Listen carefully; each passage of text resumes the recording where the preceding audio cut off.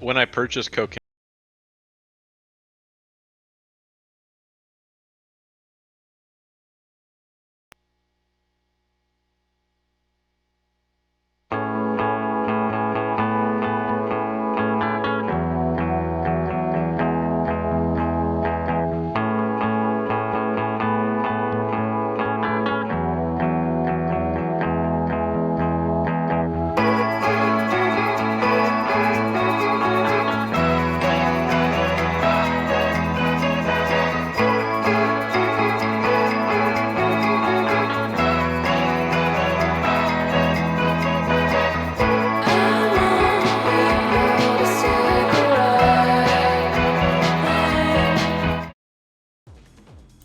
Welcome to Pickup Series 3. This is part 3, and we are calling this one Totentanz. So as a lead up to this, the last time we met, a couple of the members who are present here were in that game, and then the one before that, a couple of the members here were in that game. There's a bit of a synergy between the two, so very just quick synopsis of each. On episode 1, there was a hunt for a guy named Kynard, Roger Kynard. Again, we have dealt with Kynard before. He was found and given over to Regina Jones. Yeah. The second episode, and Thorn was in that one, is who was in that one. That's who I was mentioning. And then the second episode, some people were in Boxville when it got attacked by a Kang Tao security deployment with aircraft and air support. Very horrible day. Unfortunately, nobody died. But yeah, Riff was there. Spent a day lost in the junkyards looking for 200 barrels of glitter. And then Gonzo was also there and managed to get out on his own. Well, with others. That said, Black Mamba would have reached out to Cryptid and said, hey, I know you're into filming stuff. We need somebody on Friday night to come out to Totentanz for us. I'm sure Riff's got the money in the pocket. How much do you charge for a night of filming? BDs, camera, all of it. 3,000 eddies. 3? Okay. Yep. Less than I thought it was going to be. Yeah, I'm sure he's got it. No well, problem. I can sell things later too, you know. That's fine. But we just, want the rights. It's going to probably be in a music video. Then, Rem, you would get a call from Bobby, who you've talked to a couple of times. Real quick, are we familiar with Black Mamba enough to not bring her? Oh, I've got a picture somewhere in here. Hold on. There we go. So Black Mamba is the lead singer of Impure Cobra. Yeah, surprising. Most people probably thought Riff sang. That's not it. Riff guitar. It's in the name. But yeah, Black Mamba, she is Riff's significant other as well. Live in SO. She, the heart, I would say, of Impure Cobra as a band. Then, reaching out to you is Bobby, also known as Old Tickle Fingers. And you have dealt with Bobby before.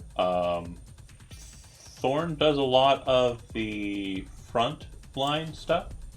And from what you understand, Bobby deals with a lot of the business side shit. He gives you a call and says, can you be at Totentanz on Friday? We need another filming. Hopefully it won't get as out of hand as last time we worked with you, or the last time you worked with him. Yeah, can do. Dope. We'll see you there. Whatever the fee is, just shit that shit on the door, huh? And then click. And I will get you a picture of Bobby here. Hold on. Bobby, Old Tickle Fingers, is a... What's it called when you have more fingers than you're supposed to? Polydactyl? Yeah, that's the one. Fucking weird. Bobby Claws. Rude. Bobby Claw. aka Old Sicklefingers. He's a charming looking fellow. He is also the anything that has a keyboard, he plays it. It's basically his main. Sometimes at the same time. Sometimes at the same time. Yeah, it's like that one guitarist who plays like the two-neck guitar. Oh god. But he's just got like two pianos. He's like. Got one on either side. Yeah. He also sometimes wears Waldos. I don't know if anybody's familiar with the cyberware or gear, rather. It's basically a wrist-mounted thing that connects to your personal link, and then it gives you like a bunch of extra fingers. But that was actually what spawned like, the original meme bring up. It's the Waldos. Yep. Yeah. Which is why he exists. Okay, so Thorn, you and your crew would probably assemble pre-showtime. You're supposed to basically be ready at 8, so you would arrive there like in the afternoon, and basically sound check, all that stuff. Riff, your group would arrive in the middle of their set, like in the middle of their sound test, and they'd basically be up on stage. So as you can see, the screen has been set up for the evening time, just Theater of the Minding it. Imagine the place is empty, and imagine Diamond Gunk is on stage currently, kind of like, belting it out. You, Mamba, and Ernest arrive. Dolly has not been able to, you haven't been able to get a hold of her for the past couple of days. And Ernest says he thinks it's fine. He can shift synth to like an automatic kind of deal and handle it while he manages drums. Since he's already he was the synth player before, and she took over on that. And he took drums because of Angel Holt passing away. So he thinks he can handle it. So do you just watch them, or do you just go to the green room and wait for your turn to do your sound stuff? Might as well watch them, Never hurts to get a free show. Well, they appear to be just kind of, riffing. And the only other person that's present in here would be Seamus Darcy, who you are... one of you has him as your manager, and the other one doesn't do managers. And I can't remember which one's which. Do you folks remember? I feel like he came up in the original post jacket conversation, so it might be attached to Diamond Compton. Okay, so Seamus is here, and he'd see Riff, and he'd kind of come over and say, "Hey, Riff, my boy. So you folks ready to sign a contract or what?" I don't do none of the business stuff. That's all Mamba. Mamba's shaking her head behind you. Looks like it's a no. Kind of shakes his head. All right, well, could get you on tour with Gonk, no problem. You guys could be moving around Night City, maybe even up towards San Francisco. Easy money. Nah. Mamba goes, signing bonus? He goes, how's 10K sound? She kind of gives him like a nah. And then moves over to somewhere else far away from Seamus to sit down. Seamus will kind of sadly go back to, doing his business. It looks like he's doing a lot of text and shit on his holo, and is quite busy running numbers and stuff. You finish your stuff on stage. Bobby immediately kind of just makes his way towards the back room. It seems that they've got this guy hired on for security for the green room area. You've come to learn that this individual's name is Rattle, is what he's going by, and he just appears to be a very stereotypical cyberpunk edge runner type. Nothing special. Rift, do you want to talk? Or sorry, Thorn, do you want to talk to Rift? Rift, do you want to talk to Thorn? I don't think you guys have been in a game together yet. No, this is the Mega Powers finally meeting up.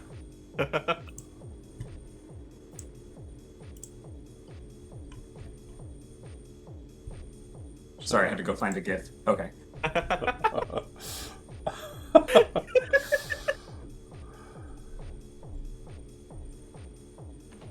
Hey, Seamus didn't bother you guys too much again, right?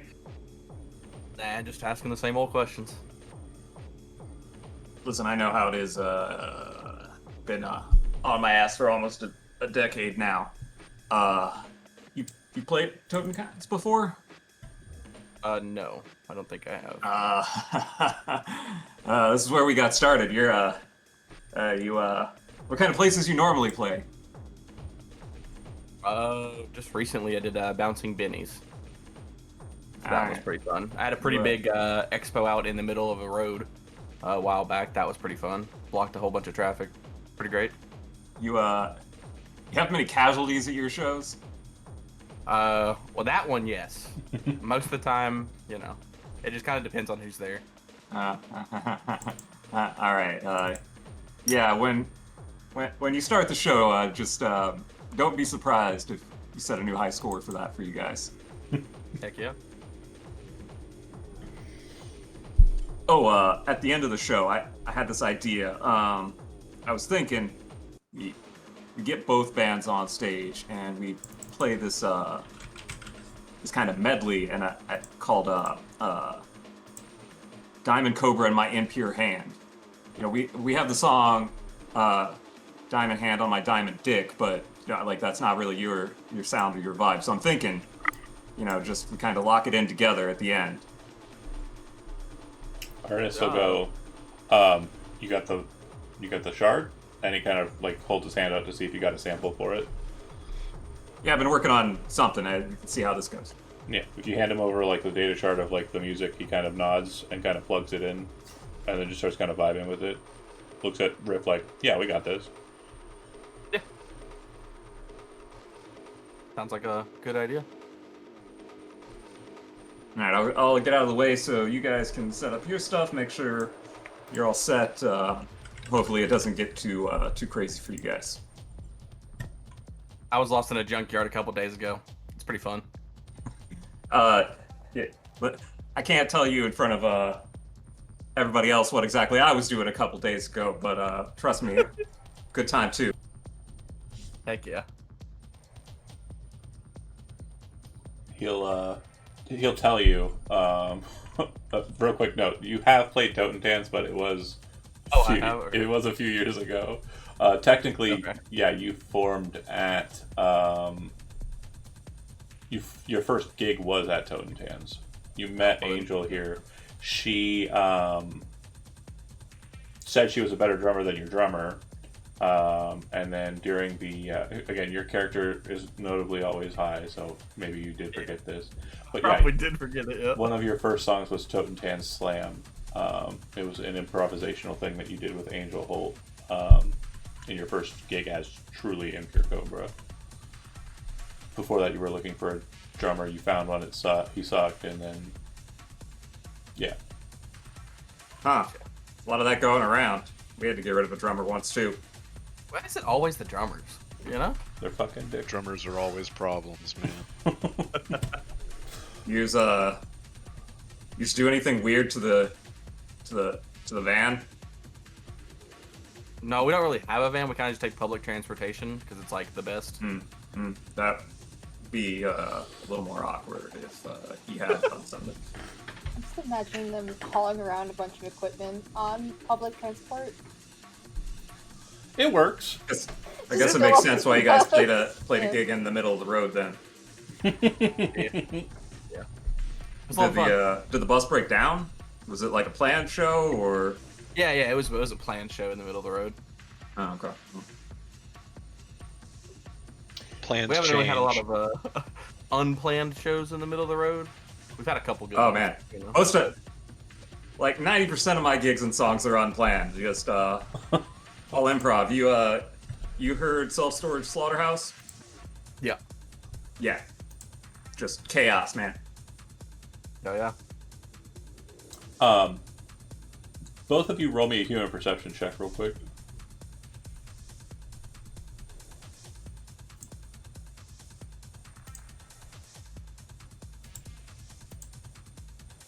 Oh yeah. Okay. Yeah. So you are obviously Ernest is right there with you. right? And he got the shard and is listening to the music. And as you two are talking, and then you would note that Thorn isn't alone either. Thorn has one of his crew with him.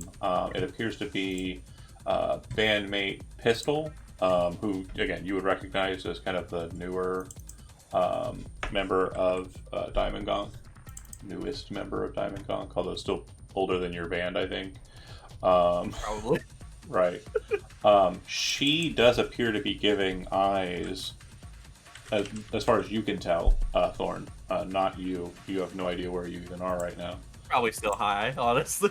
More thinking about it. And Pistol spelled wrong in this, but quick spelling. Pistol is kind of giving eyes to Ernest.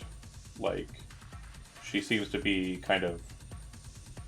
You're not sure with that human perception check whether she wants to, like, fuck him or, like, something else. It's just like a very... Or fuck him up. Yeah, it's a very carnal stare.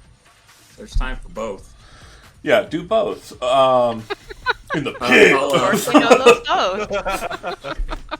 I will Same check time. in with her after we wander off for... You don't stick around for Riff's getting ready? I will go off to the side, but Got not, it. like, right up on stage. She'll say, it's Ernest Keys. Yeah? I mean, I guess you haven't been listening to Impure Cobra. I have. He's a fucking beast. And he switched to drums and still keeps it up. It's wild. Hmm. And as they're, like, getting Yeah. plugged in, she's still kind of, like... But Ernest doesn't seem to notice. When you get on stage, he says, he hands you the shard and he says, yeah, it just seems like they want us to do kind of, basically just a rendition on Serpentine Fornication. Bit of an older song, but we can do it. Heck yeah. You got any glitter on you? Yeah. Hell He'll hand it over. You take a walk before kind of getting fully plugged. Mamba kind of takes to the front. You guys perform your sound checks. And again, Thorn, their sound is newer, but it is definitely from the heart of chrome metal. Like, it feels like it kind of has like its spiritual kind of growth to, like, through your, your catalog, but also kind of like older stuff like Samurai, like other shit like that. Okay. Once you've got all sound checked, everybody who's in a band goes into the green room. As I mentioned, Bob B is already there. Yeah, he appears to be kind of like off to the side by himself on the phone. And he has like a phone. It seems like when you first get in with Pistol, she tries to check in on him, but he's not, terribly receptive. So she just kind of leaves him the fuck alone. Yeah, he's probably mad because he had to come back out of the Badlands from his ayahuasca trip to do the show. Yeah. Little notice.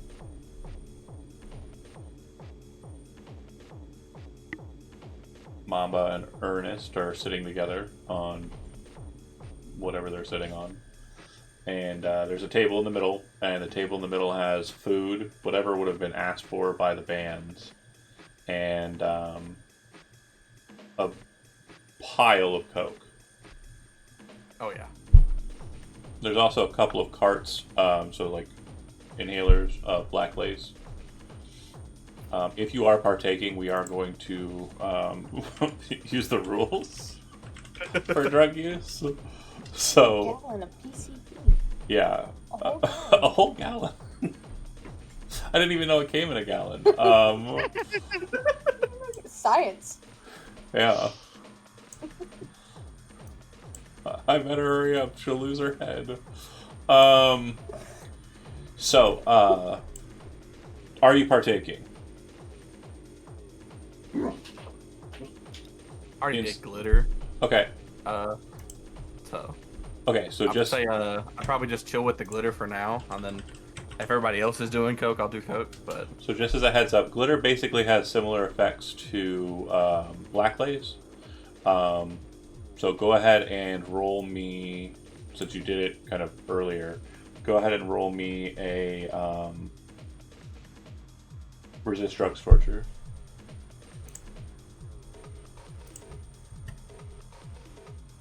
Hey. Okay. So, yeah, you're going to go ahead and roll 2d6. You're going to lose that much humanity. Okay. And you are, as if we didn't already know, you are now officially addicted to addicted to glitter. While you're addicted to glitter, your primary effect, the penalty that you just lost, it will not come back until you've resisted it, and your reflex is lowered by 2 points. How long you been doing drugs? Apparently, a minute. Apparently. You don't really Okay. roll So, well. that's good. So my reflex is lowered by 2. You said. Yeah. Okay. Coke will help that. And yeah, if you want to do coke, you can definitely offset the penalties a little bit. Let's see. I was at 8, so I'm at 6. Now, normally those secondary effects don't come into play until 24 hours after the initial effect, but the presumption is you've been doing glitter all week. Yeah. You still you still have the primary benefits. You don't care about any kind of situational effect. Seriously wounded state. Hey, I kind of don't even need that anymore because I have the Pain pain inhibitor. inhibitor. Yeah.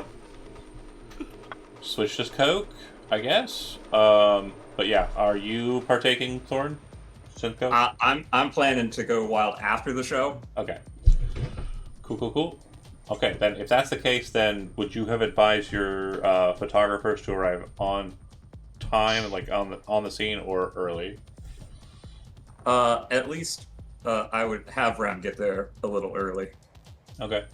And then would you have given the doorman like information regarding who's allowed in the back and who isn't? Yeah, of course. Yeah. I'm assuming Seamus, Rem, and then Riff's team would have mentioned Cryptid, right? Yeah. Okay. I am going to tell the doorman to give Seamus a little bit of a hard time getting back here, just because that's funny. Because they were. Yeah, it shouldn't be a problem. I can handle that. So, Rem, you arrive when asked, no lateness. Okay. So there's a line forming outside, mostly Maelstrom gangers. Some of them are kind of rowdy. You can see a couple of them like fighting, but eventually you kind of come in. Now, normally you'd kind of make your way towards the main stage, but it burned a lot last week, so this is actually like the secondary stage. And you kind of make your way through. It's basically an old apartment building that has been renovated to be a bar and club. You come to the door, you see that guy that I mentioned who looks pretty stereotypical guy. And he looks at you and kind of nods, opens the door for you. Thanks. No problem. Too many clove cigarettes. Yeah, too many clove cigarettes, so... You enter in, and you would see Legends, Diamond Gonkin and Pure Cobra in the same room, apparently drinking alcohol, and some people are doing coke. There's a big pile of coke, though. Yeah, I mean, if you want some, I mean, Good. Don't need it for the brain damage. Unless you want it in there. But it'll be extra, because I usually don't Nah. do it. no. I'm sure there's plenty of other reasons this is going to turn into an XPD tonight. What do you have planned? I mean, it's Totentanz. I mean, that's fair. I just want to pause for a second. I want to make sure something's very clear. A BD is not an XBD unless the person Yeah. who's recording is being damaged, hurt, wounded, or violently assaulted, or the opposite, crazy amounts of weird sex. I don't think either of those are on the docket. I didn't say it was going to happen. I was saying there were plenty of other reasons it could. It's Totentanz, baby! Yeah. Okay, so Coke is offered and denied. You would, in actuality, this is about when Bobby finishes with it, whatever phone call he was on about, and when he kind of comes back, he kind of just puts his six-fingered hand into the pile of Coke, picks it up, and then slaps the rest of it like onto the table, and then walks over, like face just covered in white, but you can see that like it kind of meshes with his cyberware, and just sits next to Riff.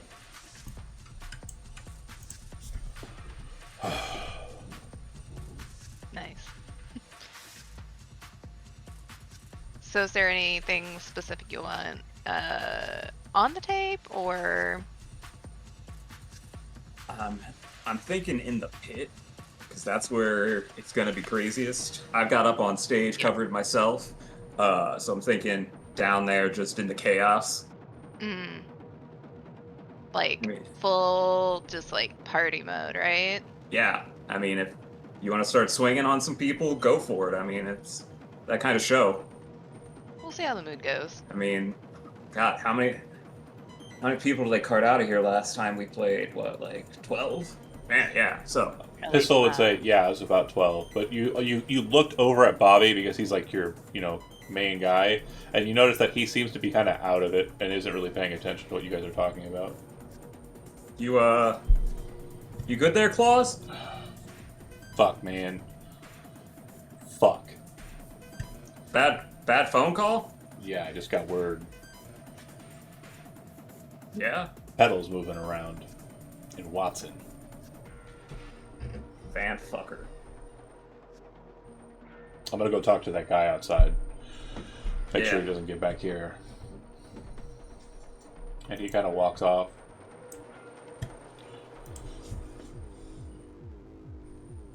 Yeah, like I said, public transit might have been a little more awkward if you'd been in your band. Is he actually fucking a band? Oh, I never told you the story about why he's not in the band anymore. Yeah. I mean, there are a lot of weird people in the city, but and look, I mean, none of us in here are exactly saints, but that fucking guy. When he says none of us are saints, River say, yep, and do coke. Gain a +1 to your reflex. Rem will like stand there for a second, just like thinking, and be like, if he had brain danced that probably would have sold pretty well. Ernest kind of. I mean, look. As She's long as always thinking money. look, like if we can sell that, I'll do whatever to somebody else's van, but it was our van. Ernest kind of like, goes, huh. Yeah, I'd fucking do it as a novelty. And then if this costs us Pistol to like laugh a little bit and He'd buy it. no, fuck you, I don't want to fuck a van, not even a BD. Ernest goes, well, maybe the van wants to fuck you. She kind of noticeably blushes. And they have weird, awkward chemistry. Okay. I can do a search for it for you if you want. Outside, Cryptid, you arrive. There's a guy standing outside talking to who you recognize. Probably. Did you ever learn about Diamond Gonk? No, right? You just had their shirt? Okay. So then you don't recognize this fucking guy. You're muted, Lark. Sorry. They were my okay. favorite. I will say the one thing I want to make sure we stress about Bobby though is he's hot. Like Thorn is definitely like something, like there's like a rock energy to him, but Bobby's like kind of hot, right? And he's talking to this other guy outside of the door. And as you're coming up, you're kind of just out of earshot, but you have audio enhancement. Do you try to listen into the conversation? Oh, yeah. Yeah. So this is the guy, and flicks over something over to him. If you see him, make sure he doesn't get back here. And if he's out there, go for him. Just get him the fuck out of here. He does not... He's a problem, and he will try and fuck stuff up. Or fuck stuff. And, and then Bobby's like turning away as you're coming up. And the guy kind of goes, yeah, okay. And then shuts the door behind him. Sees you and goes, you cryptid? Sorry, my voice changed. You cryptid? That's me. Great. Welcome to the party. And he opens the door. And I'll walk in. Yep. And you're right behind Bobby, who's walking, kind of looks over his shoulder, like, and there's like a little bit of a start, and then he kind of sees you and goes, Yeah, you didn't do that much, Coke Man. Chill out. He thought it was a fucking man fucker. Yeah. I mean, we don't know. We don't know the whole backstory. I mean, obviously Bobby had the most pain. But do I recognize Bobby? Like, he's a member of Diamond Gong. But do I recognize... Like, how... Roll yeah, it. how much did I know? Roll a d10. Okay. If you get under a 7, you know who Bobby Old Tickle Fingers Claw I is. know who this guy is. I really know who he is. He's the only member of Diamond Gong you know. I'm gonna address him by name and just say, hey, Bobby. And keep walking. Do you say it like... You just said it? Like... Yeah, exactly. Oh, Like you know him. Exactly. he kind of goes... and then you walk over to Riff, who hired you. Yeah, Still hasn't paid you. that's fine. Money will come. If he doesn't pay me, I just sell all the footage myself. Yeah, fair. Yeah, I'll go up there. Anything else in the green room needing to happen? I had this idea, because we got 3 people. At least I can record, you can record.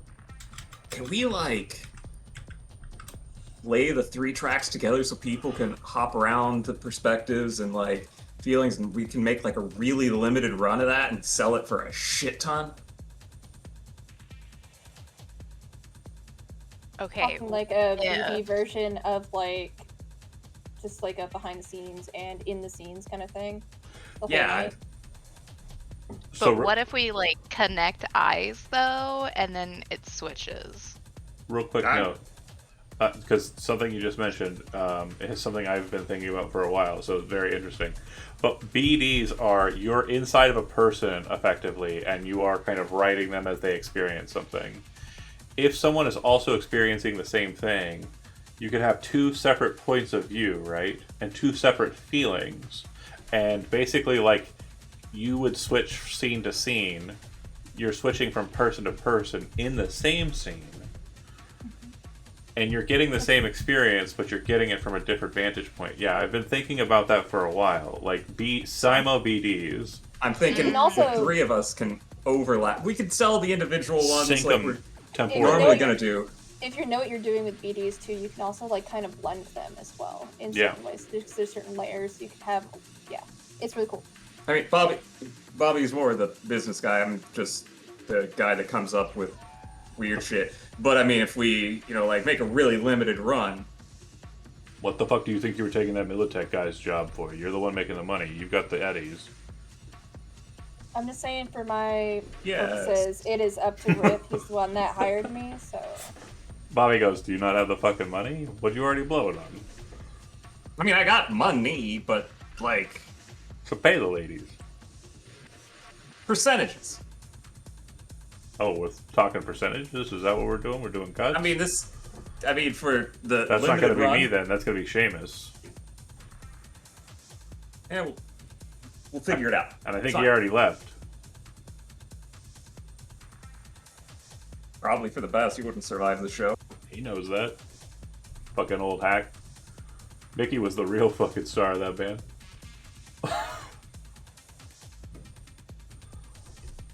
I Regardless, think step we one, bully our you gotta elders, but it's fine. No, that elder's already been bullied to shit. Mickey's dead.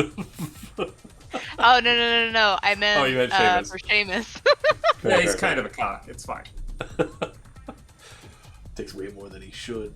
Okay, so Gonzo, you and your crew are basically getting in line, but as you're kind of standing there, you would see a pristine, like this is just as you're kind of getting to the show and getting ready to kind of make your way in, a pristine silver Rayfield Excalibur AV descend down, land, pop open, 2 individuals get out.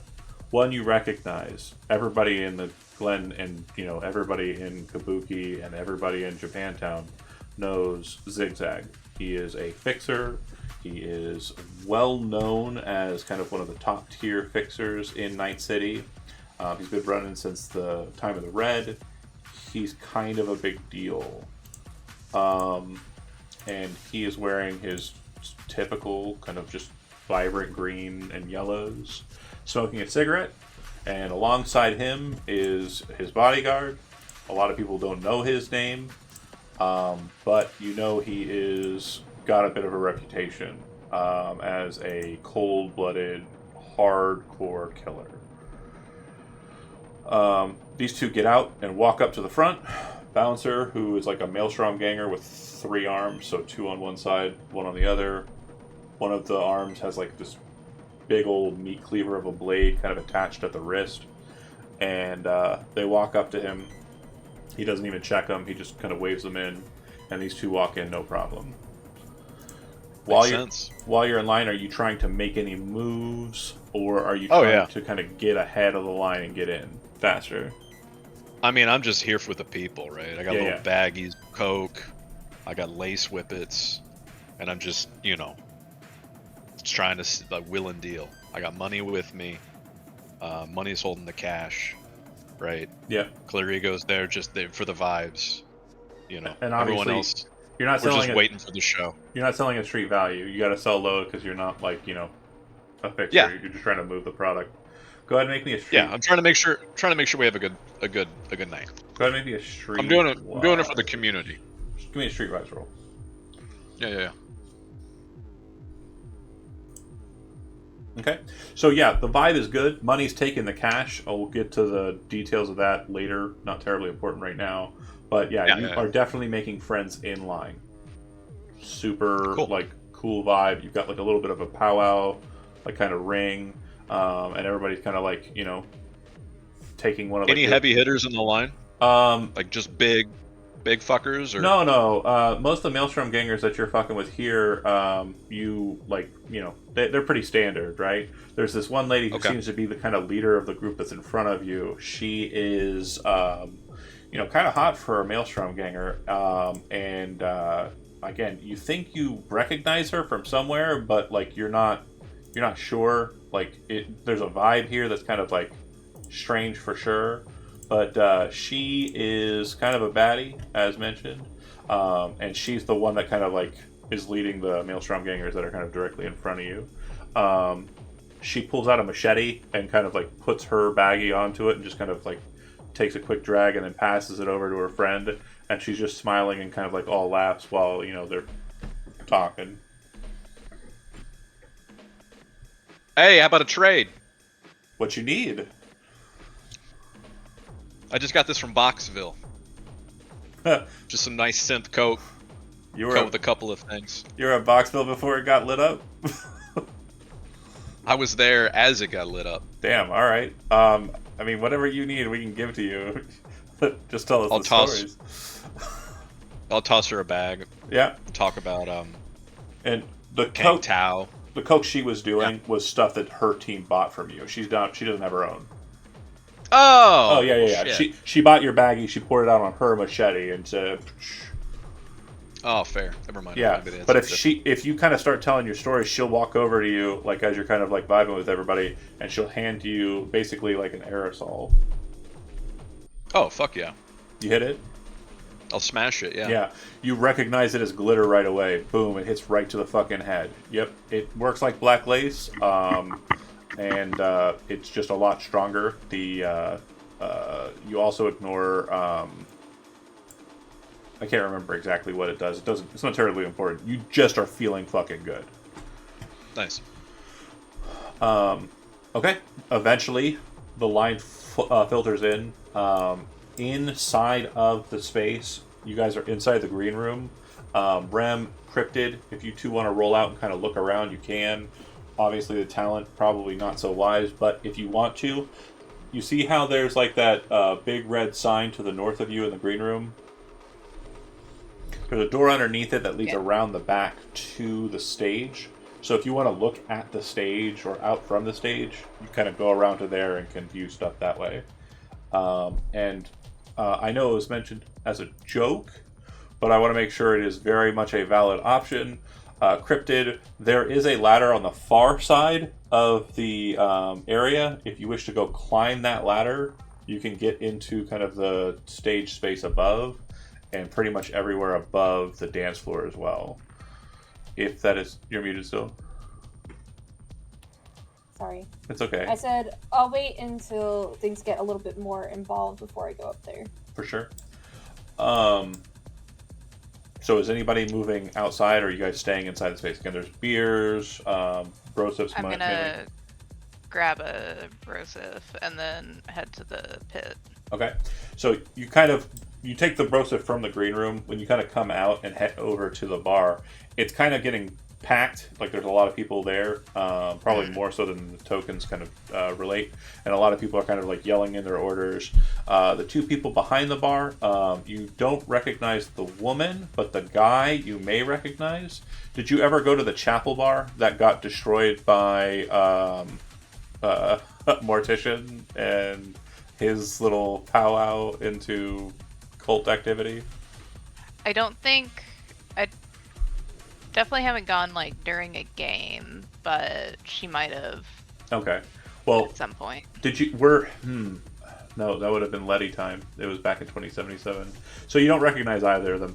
The guy who's serving, the one who seems to be doing most of the heavy work on the orders, is a Maelstrom ganger who has like a red mouth replacement that's kind of like lit and like a big pair of like red eyes, so it makes it look like he has a smiley face. Nice. She'll also wait for a brosif at the bar and then head into the pit. Okay. She's already recording as she's doing that for the full experience. I think I got these two girlies mixed up. It's not terribly important, but it is at the same time terribly important. Like okay. Peak pit. Yeah, you head over there. The pit isn't really big right now. It's mostly just kind of like techno, kind of like hard beats that are kind of happening, and most people are kind of milling on the floor. Looks like most of the people that are kind of moving to the front are Maelstrom gangers. You see a couple of people who look like they are like pirates almost. Again, a scene I think you've seen before. There's definitely some Valentinos on the dance floor, kind of taking up the southern quadrant. And you'd also see Redtail's two friends, the two Ario Meatwagon EMTs. These guys. John and that other guy. The guys that got squashed? Yeah, he's fine now. Yeah. It's I just need a little to say squash. hi. Yeah, it's John and Jerry. I gotta go Jerry. say hi. Where are they again? Do you think? They're right over here. Yep. Hell yeah. Gotta go say hi to John and Jerry. Did you just walk off the stage like that? Yes! Absolutely. I'll walk across the stage, drop down, and then walk across the floor. Okay. Yeah, you definitely get a lot of oohs and ahs from the Maelstrom gangers who are kind of like, who the fuck is this? And then, That's the whole point of the BD. The drop down is a little bit of like a decent like distance down. Not anything that you can't, handle. But it's not just a quick drop. It's kind of like more of a land. And then you kind of walk over to them. And they seem to be dancing with this girl who looks like she's in scrubs. And then they kind of look at you and go, oh, hey. Hey, last time I saw you, you were underneath an AD. How's it going? Good to see you alive. He's holding a brosif still. And he says... Again. I'll clink bottles with it. Nothing's fucking changed. How are you? I mean, we haven't been able to talk to Redtail in a while in that side of the world. It seems like he's kind of doing his own thing now. Oh, well, you know, I'm alive. It's good. Good to hear. I saw Redtail not that long ago. He's doing okay, too. Okay. All right. Yeah. Well, if you see him, tell him to give us a call. We haven't seen him in a while. He's been hanging out with some other edge runners and stuff, not doing really a lot of work for Ario. And, well, I mean, if his pockets are getting lined, whatever, you know? Hey, that's all we can wish for down here, huh? That's it. And anything that you want to bring up to them in particular? And also, No. anything in particular you're wanting to do setup-wise in the pit? She's already just kind of like vibing and like kind of doing like a workup. Okay. You know? Make like, a perception roll for me. Okay. Open up my sheet again because it got closed. Please load. Under awareness, right? Mhm. Yeah. So you're situationally aware enough with that 24 to know that the Maelstrom gangers who are there are kind of like looking at you like, who the fuck is this? And they're kind of like, you know, being kind of awkward. And then you notice that they start talking, and it sounds like they're getting ready for a specific drop in the music, like a bass drop, to kind of like rush the middle and kind of start moshing on you. So you feel like they're kind of trying to mosh you out of their space. Do you move away, or do you get ready for it and like get ready to body? She'll get ready for it. Throw some bows. She'll get into like the vibe that like she'll catch the vibe that they're getting in, and then she'll be ready to mosh because like that's part of why she works out. 100%. Go ahead and make a resist drugs torture roll for me as they kind of like start muscling in and the music starts dropping and they start kind of slamming into each other and you. Okay. 16. Perfect. So yeah, they kind of start slamming in and you kind of start throwing elbows and kind of like getting into the music a bit. And they kind of like, after a fashion, like them taking blows, giving you blows, like you realize that they like kind of like fuck with your vibe. And then they just, it's like a badass pit drop for the next, you know, minute or so. And then once it's all done, one of them like reaches out to you. And if you're still holding 2 beers, yeah, offers you a third one saying one of them's empty. Hell yeah. All right. Obviously, you're not stupid. You check it. It doesn't seem to have any kind of craziness. They're not trying to drug you. Again, but a real concern. Those inside of the green room, staying there, locked in, waiting for your set. Yeah. Okay. And then as far as performance goes, when we get to it, because I still got to settle in Gonzo, but when we get to it, there's no determined, like, the presumption is that Impure Cobra opens for Diamond Gong. But there is no true matter as to how the show goes. That is up to you folks, so you're going to tell me how that goes. If you want to do some planning on that, you're welcome to it. I think in between is the perfect time for Diamond Cobra in my impure hands. Okay. Heck yeah. All right. Gonzo, like I mentioned, you kind of get in. You see your Maelstrom friends kind of like, you know, buy a couple of extra baggies before they move on from you and your crew, but then head to the dance floor mainly. You see some Valentinos are already present, got in ahead of you. You don't recognize most of them. They're not your clique. But then you see like a couple people who are a little bit more your neck of the woods. People from Mega Building 3. You head over there, you get to that table. And then, yeah, you see that the back door here to the, what you presume is like the back rooms, is being protected by this guy who is very serious, standing at the doors.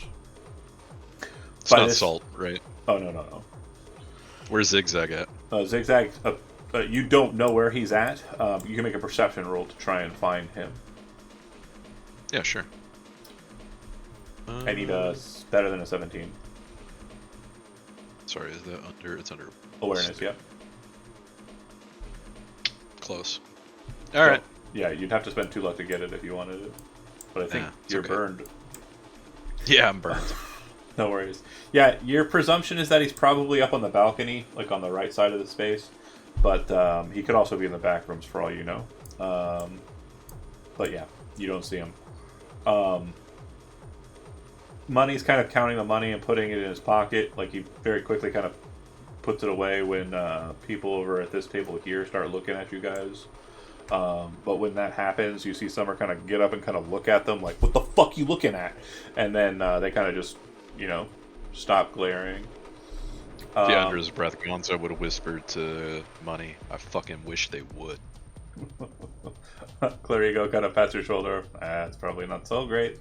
They don't look like they're affiliated with anybody, but you never know. It's Night City. They could be friends with fucking... who knows? Terrorists. They could be friends with... I was trying to say a big name, but Saburo Arasaka is dead, so that name wouldn't have worked. No, because that's not who's in charge anymore either.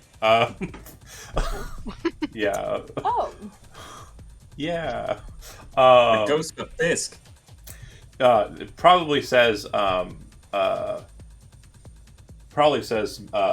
Rosalind Myers, like a big name president. Yeah, okay. Sure.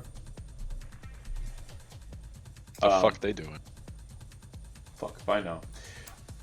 You would see Rem, who I don't know, Gonzo, have you fucked with Rem? Like have you been on? Oh a yeah, before? yeah. Okay. Oh yeah, she was on the We did fucking the car chase. Yeah. Car chase. So you'd see her out on the floor. She seems to be moshing with some Maelstrom gangers up at the front of the dance floor. And you've also never hung with Cryptid, so let's do that real quick. Cryptid looks like... why? Cryptid looks like this, but probably doesn't have the mask on. Yeah, she doesn't, and she's probably actually cleaned up pretty decently. Yeah. Still wearing an Impure Cobra shirt, though, right? Oh, hell yeah. Hell Fresh. yeah. Clean. Gotta represent. Laundered. Nice. And again, you don't know her from anybody. Just, again, someone who you saw come out of the back rooms and or actually run off the stage. Right. And then Gonzo on the opposite side of that, who you've never met, but again, Valentino's not sticking out like a sore thumb, but definitely he is taller and sun's out, guns out, even though it's the middle of the winter. Reminds me of someone I used to know. Again, maybe, but right now, not ringing any bells. Okay. I'm just talking about Elmano never wore sleeves. Yeah. Sleeves didn't fit him. Where's Nitro at? Nitro is right... She should be somewhere around here. Yeah, she's fucking moshing on Rem. I'm heading in there. Brent, did you ever meet Nitro? I met Nitro. She was in the back of a van that we stole. Yeah. Or not van, but, the... EMT vehicle. EMT vehicle that Was it the van that got fucked? Guys. I've No. seen her then, but So- I don't know her. The van that Hatter brought for that gig was Yeah. one of the two vehicles that took her from the people who had her. Yeah. God, it's a lot of story. So much story. But yeah, so you see Nitro, and yeah, if you want to approach her, it does look like she and those around her are still kind of like in the music a bit. Yeah, I'm heading in. Okay. And you're dancing with Nitro? I mean, I'm making my way. I mean, if I'm just there, I'm there. Okay, yeah. I mean, if you're dancing, then go ahead and make resist drugs torture, because again, it's not We're not throwing elbows. it's not a two-step, baby. you're walking into the mosh pit. Okay, fucking all right. You actually yeah. like in the heat of everything, Ground like surf. in the heat of everything, like you're not holding back, right? Like you're getting into it, like you're feeling it, like Yeah. you're okay. Yeah, you just elbow her in the face, and she kind of like flies back, and you can just see blood fly out of her nose. And when she kind of snaps back up, like she's got this grin on her face, and she just like breathes really hard, and blood shoots out of her nose, and then she just like gets back into it, like kind of slamming against your chest. Love it. She's vibing, and then the music kind of slows a bit. Impure Cobra is first on the docket, so you're making your way to the stage, Riff, with Black Mamba and Ernest. The DJ kind of puts it on a loop, looks over at you, kind of nods his head, and you know you have about 2 minutes at that point when he starts to fuck off and go back to the backstage to kind of get your shit ready. But the music's still kind of going, and Ernest kind of sets up where he needs to go. Mamba usually goes to the middle, and then Riff, you're kind of like normally over here, guitaring, and yeah, like as the music's kind of like, it's not dead, like it's still pumping a little bit, but it's not like as hard as it was a minute ago. This is definitely the time where Nitro kind of like looks around and then kind of like nods and kind of walks over to kind of her little clique here and sits down. Looks like they kind of have a couple of beers like on the ready. And she does gesture for Gonzo, like if you do look at her, like you can come sit with her for a second if you want. I'm on my way. Input. Ooh, output. Yeah, see, that's the fun thing about Cyberpunk. It's both, but it's also neither. Let me explain what I mean by that. So in street slang, in the 2020s, output was a reference to boyfriend. In Cyberpunk Red, the time of the Red, both output and input just meant casual lover. And then girlfriend is now output in the 2077 era. So it switched. And then vice versa. So input is now boyfriend, and output is now girlfriend. What is just fling? It would still just be that. I mean, okay, fling is fine too. Input, output, yeah, those appear to be the main two.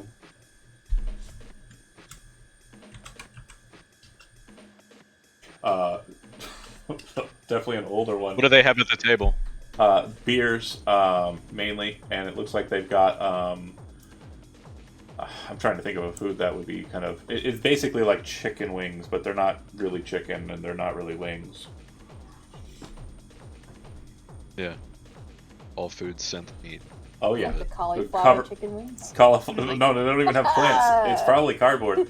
But they're covered in sauce, so like drenched in sauce. And then the guy you kind of walk over to next to and kind of looks up at you. He kind of has like a look, like he's kind of like angry that you're at the table. And Nitro kind of gives him a look, and like there's still a little bit of blood on her face, and he kind of goes, and then looks up at you, looks at her, and goes, okay. Like at first defensive, and then okay, whatever. I pick up a wing. Yeah, smash. And so she says, you don't happen to be one of those Valentinos that rolls with that fixer named Hungry, are you? I know of him. You know of him? Been trying to get in contact with that motherfucker for a while. Anyway, I'm not going to talk business or talk your ear off on it, but if you get a chance, maybe flick me his deets. Or not, I don't give a shit. I don't usually mix business with pleasure, but maybe later. No worries. And you see the guy who's like next to, the one who kind of did the facial bit, kind of looks at you and says, then pleasure it is, and he slams a beer in front of you. And then he goes, "You got any more packets? You got any more the packets you told me about?" I'll pour out a couple of baggies on the table. Yeah, just kind of slams put some lines up there. Slams his metal face into the fucking table. You can just hear ka-tonk as his eyes and everything kind of just slam onto it. Comes back up. Ah, it's pretty good. I'll toss him some lace. I'll give him a little bit of lace if he wants it. Yeah, he hits it. With it. Yeah, he's on board, and yeah, he says that Glenn shit hits different. So, Riff and crew, On the stage, music shifts. It's not going to actually shift because we obviously don't have like actual music for our rockers. Maybe one day. Today's not that day. But I'm working on it. you begin your set. So all I need from you is a performance, I think, or play instrument. Okay. I'm gonna Please rotate only roll back good. around to the stage, to the back of the stage. Okay. Okay, not bad. Yeah. So I'm gonna kill the vibe music for a second here, just to kind of center myself. So when it comes to your music there, Riff, you are basically going to be playing 6 songs. Now, Black Mamba obviously would insist on like Totentanz slam, obviously. It's improvisational, but like again, you can kind of riff it out pretty well. But she would insist on that being like the first song. First time back at Totentanz since 2074, you know, that would be what she insists on. Now, when it comes to the other 5 songs, we have a list of your stuff. I'm gonna paste it into the chat here. Bear with me here.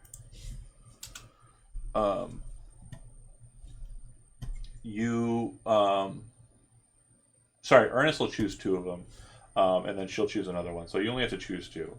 But I would say that Ernest would choose Hometown Sunk into the Pacific, and he would also choose Glittering Overture.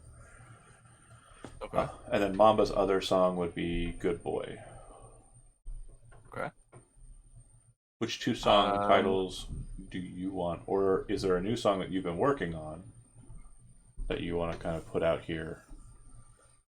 Definitely Hungry for Iron. Yeah. And then I would say the other one, let's do Moro Gonk. All right. That looks like an older one, so Okay. let's go with that one. You play your set, and again, it goes by swimmingly. Everybody seems to be kind of same kind of high spirits. The action is, very strong here. Those who are in the space, kind of rocking it out. If you're staying in the pit, again, Rem, go ahead and give me another resist drugs and torture. Gonzo, after a fashion, like Nitro and her crew will kind of go back into that. If you want to continue fucking around in the pit, you can, or if you want to go back to your crew and kind of settle in with them. It looks like they're mainly kind of just vibing, and I think the only person who would actually get in to the dance space would be Summer. But I rolled an 11. Okay, so you're going to take 3 points of damage, and that's not going to be resisted by your armor at all. It's just going to go straight through. And then Gonzo, similarly, go ahead and give me a resist drugs, torture.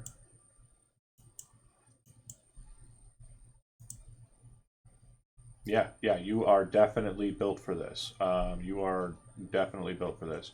The guy who's not is, as you're kind of dancing, Gonzo, you realize that, like, you and the Maelstrom gangers who you're kind of thrashing with, this random dude just kind of got consumed by your crew, and, like, once you're done dancing, you realize he's laying on the ground, and you're pretty sure he's not breathing anymore. Like, you're pretty sure in the mix, like, you and the Maelstrom gangers just trampled him to death. Riff is like, That's one. Ding. Yeah, and again, it doesn't look like anybody's coming to get him. But like once the set clears, everybody starts clapping. Oh, damn, my mic was muted. Yeah, I'm all over Nitro. Okay. I'm not being subtle at all. Like, yeah. And then She's into when it. you said this, yeah, when this guy, I start moving him like he's body surfing. Does murder count as XBD? Murder does not. Getting murdered does. Oh. Yeah, doing illegal stuff. What about doing a murder? Yeah, doing a murder's it's technically fine. The XBD portion of it, like it, because again, yeah, it's like the being murdered or like doing something very volatile or horrid. If somebody rips your arm off and beats you almost to death with it, that would count. If that guy was scrolling, that would have been an XBD. But he wasn't. And you toss his body off to the side. As you and the Maelstrom Gangers basically like pick him up and toss him. Oh no. Riff, when your set ends, Diamond Gonk and crew kind of take the stage, and as mentioned, they were going to be kind of joining you for play together.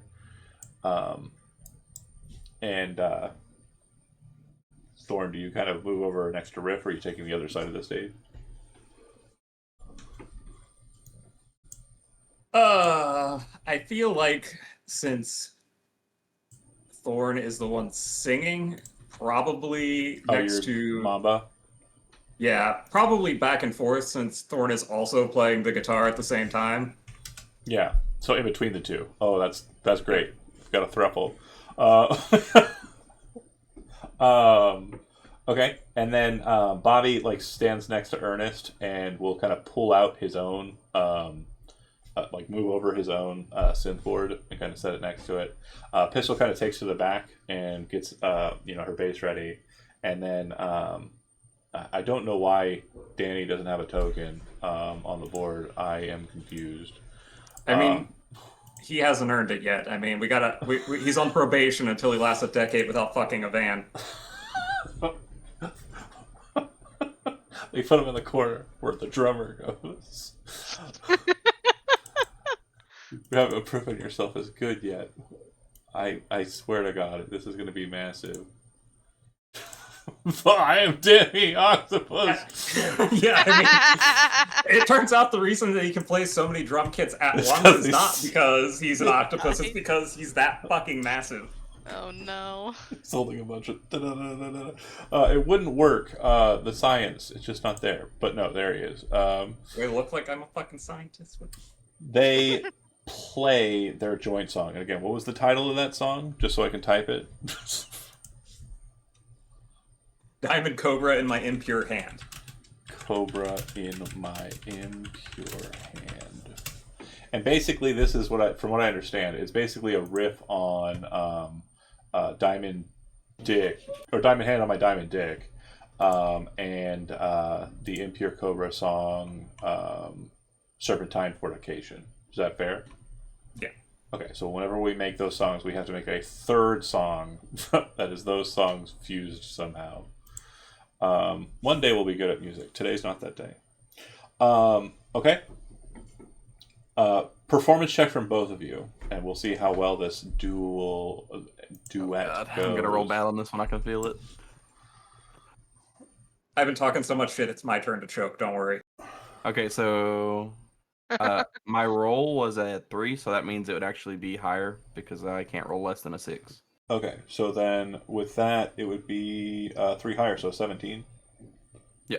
Okay, so then I ask you, Tom, do you wish to spend 1 luck to perfectly synergize your set and also beat the DV? Yeah, okay, perfection. So the music flows perfectly between Diamond Gonk and Impure Cobra. It is a perfect ballad. Everyone in this space is absolutely floored by it. The mosh pit slows down. Like, it now just mainly just like a fucking like focused screaming and like head bobbing to the rhythm of it. Once that is done, it goes between sets. There's a bit more of like a intermission space here at this point, as Diamond Gonk starts to kind of like fully get set up after Impure Cobra kind of stops off and takes from the stage. Now, when you do kind of leave, Black Mamba actually just drops off the stage, right, and starts kind of heading towards the bar. Ernest and Pistol are like talking for a bit, and you see Danny kind of come over or not Danny, Bobby kind of come over and like shoo Ernest off the stage. And he eventually just goes and takes a seat where he can get a good eye on Pistol in the back. I mean, where he can get an eye on Pistol, who is in the back, not like looking at her back. That's not what I meant. You guys, but it's fair either way. So, question. Yeah. To leave the stage, you said there's rafters here, right? Yeah. Could I like use my grapple hand to swing on the rafters over to the bar? Yeah, for sure. Go ahead and just you don't have to roll anything for that. That's fucking dope. Everybody goes nuts. A couple of people kind of like don't get the memo and think it's like a crowd surfing thing. But you kind of fly over everybody and land kind of, near Mamba and finish the walk. Your grapple hand snaps in, and then you kind of offer your hand, and she takes it, and you two kind of walk over to the bar. Like I said, it kind of goes a bit quieter. The Maelstrom gangers kind of like, take a seat. By this point, there has been slow dancing, kind of grinding, smashing each other's faces in Gonzo, and also she has given you her phone number at some point. So you and Nitro are pretty much... I tell her, I say, send me a pic with those deets, and I'll make sure Hungry gets your info. Send me a pic with those deets. Yeah. Okay, Charmer. I see you. Got it. All right, I'm heading back to my, okay. to my crew. And she says, if you get bored later, just let me know. I'll be up all night. And then you head on over to your crew. As mentioned, Summer's still out on the dance floor. Clarigo is kind of like... It's like me at a party. How's she doing? Is she holding her own well? Oh, yeah. She looks like she's pretty bruised up, but she looks like she's holding her own. And then she kind of fucked off, like, she kind of backed away from, like, the mosh pit after a fashion. A little, like, a couple songs before it actually got to the display, like, the duet shit. Yeah. But she looks good. Clarigo's like me at a party. Like, he's like completely doesn't appear to want to be there. He just, is absolutely just like a cloistered individual. But you've lived and been with him long enough to know he's watching. He's people watching. He's doing his own thing. He doesn't. 100%. He's not an interactor. He's a watcher. And then Money is kind of self-focused and looks like he's got a couple of beers in front of him. And would tell you, it's good, boss. We got a lot. Good pull for the night? Up. Yeah, it's about 2K. Not bad. Not bad at all. Not bad. I put another baggie on the table, chop it with my kukri. So time to celebrate. Yeah. As you're kind of getting to that, go ahead and make a perception roll for me. Yeah. Boom. So you notice that in from the space above, so like this space down here, and the token's not there, but you kind of hear it and then see it. It sounds like something kind of mechanized. Would you ping the space real quick? Yeah. I just snap pinged it. So the person's token isn't there. I'm just saying this is the environment where you're hearing it. You hear what sounds like kind of like metal feet. It almost sounds like a drone or a mech or a robot is kind of moving across the space. And when you when you look over that way and are kind of like, dusting your nose, you'd see a cyber chair, which is basically like for people who are disabled. They use the cyber chairs for like mobility, right? And it's a very nice looking one.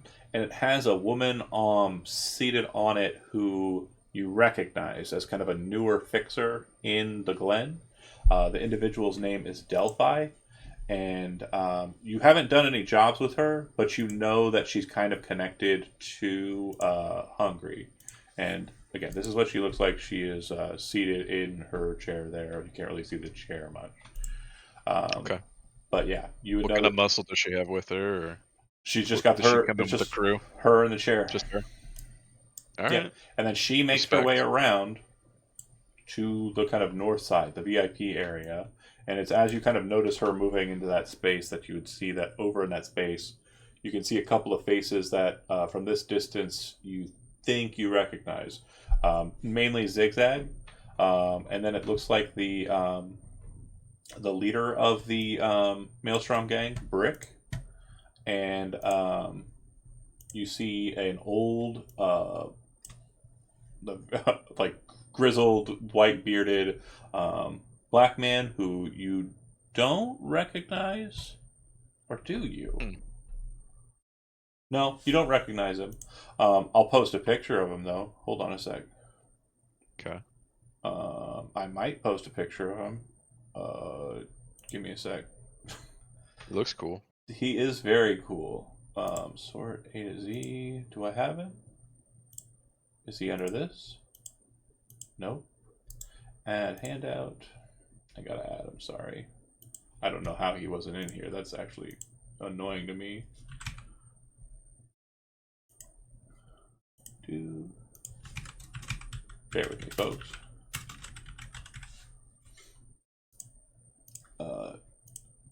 This guy. Okay. He's up there. He's kind of actually like on the rail, kind of looking out towards the dance floor. And then there's like this weird pale white-faced guy who you don't recognize, but he's wearing like a fedora and a suit. Definitely a stark contrast from most of the people and how they're dressed in this space. Rem, during this quiet segment, do you kind of move off the center stage or the dance floor and kind of hydrate? Yeah. Okay. And Gotta be similarly, ready for round 2. I'd say similarly, like because Gonzo kind of did some flirtations before he headed over.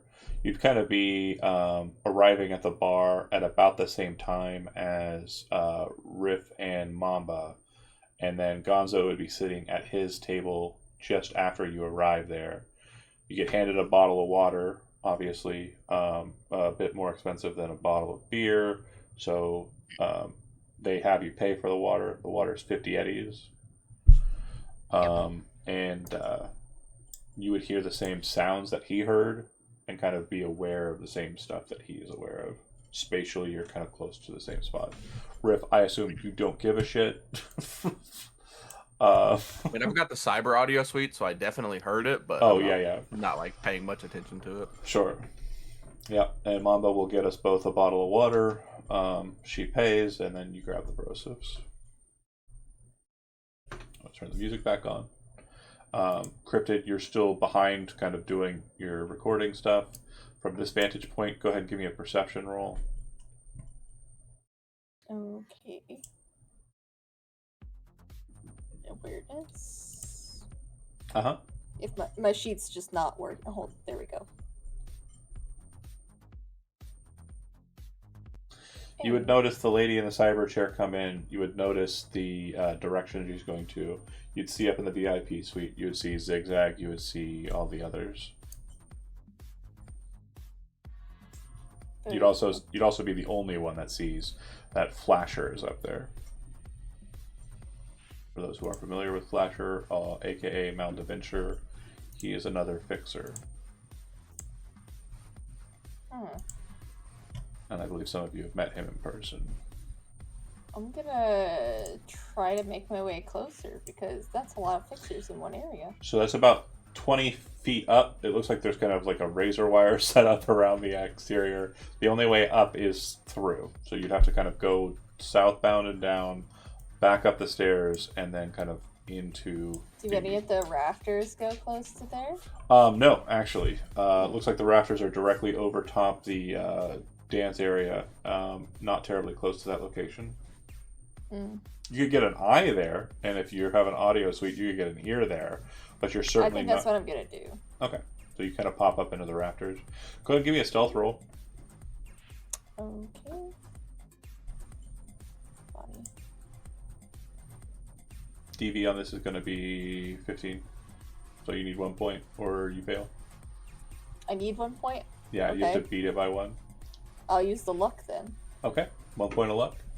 So what you would notice is this motherfucker here, this Stone Cold Killer, who I've mentioned is Salt, former character of one Kevin G, is looking around very kind of passively, and there's a moment where you think you're fucked, but it doesn't look like he actually caught eyes with you.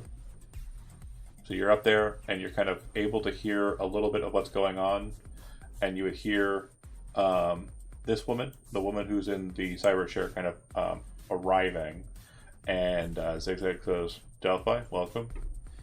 She would say, "Oh, thanks for inviting me. Definitely pleasant company to be associated with, me being new and all." Flasher says, "Well, I gave you a good word. Told you I would." Calvin says, "I don't see why we don't just handle business between me and you, Zigzag. No point in us dealing with these outsiders." Zigzag shakes his head. "That's not how we do business in Night City anymore, Calvin. Gotta keep some degree of plausible deniability. Don't want this coming back down on your family, do you?" Calvin nods. "Not again, no." So, Zigzag looks at the two fixers. Brick is kind enough to give us a space, and I'm hopeful that one of you is able to get me a crew. I need a crew who's willing to work with Kang Tao. 5 to 6 operators, heavies, big deal.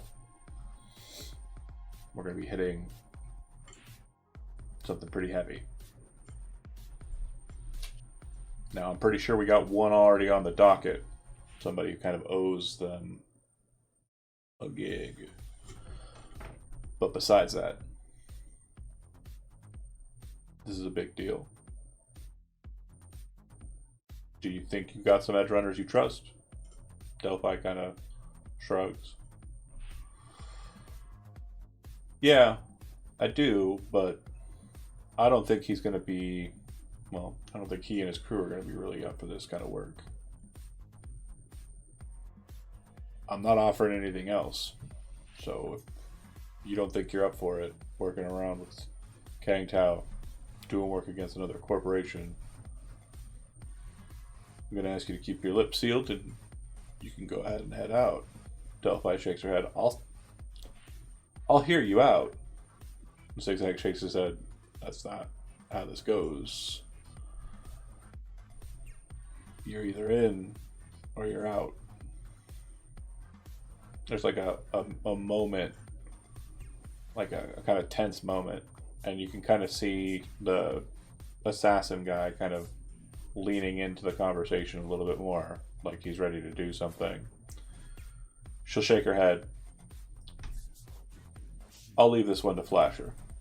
And thanks for the opportunity, but I don't think my crew's going to be on board for this. Okay. Well, it was nice meeting you, Delphi. And if I have something a little bit more pleasant in line, maybe I can... And just as he's about to finish that sentence, Diamond Gonk starts their stuff.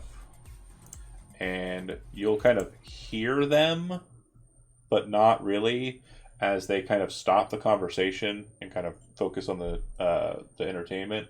But Delphi will be leaving. Like, shortly after she arrived, she's very much just kind of leaving. Do you try to make it back to the stage? No, I'm gonna keep my vantage from up here, because I would imagine that I'm probably like somewhere like here, right? Yeah, that's her. I'm just up. So you're just holding your position. For now, yeah. Because if I can catch any audio, there's a chance that I can parse it through the brain dance, like they do in the game. Yeah. Later. For sure. But yeah. We'll stay here for a bit, and then like maybe a third of the way through their set, we'll head down to the pit. Get some pit time. That's a great opportunity for us to move into Diamond Gonk's set. So quite a few more songs, I think. Go ahead. One Delphi, I would be wanting to try if I see an opportunity for her coming down. Yeah, so as you're kind of sitting there, you kind of like, paying attention, and then you would hear the music start up. And as you're kind of getting up to get another brosif, you would see the cyber chair kind of moving down the way. So you kind of grab your beer real quick and kind of catch her here, I would say. And so you're technically still, like, the music is loud, but it's just starting up. So she sees you kind of approach and kind of see her reach into the cyber chair for something, but kind of look at you a little bit more, like, focused as you approach. Can I help you? I kind of like tip my beer at her. Hey, you're with Hungry, aren't you? With is a weird way to put it. How would you put it? He helped Should I me. talk to you or should I just talk to him?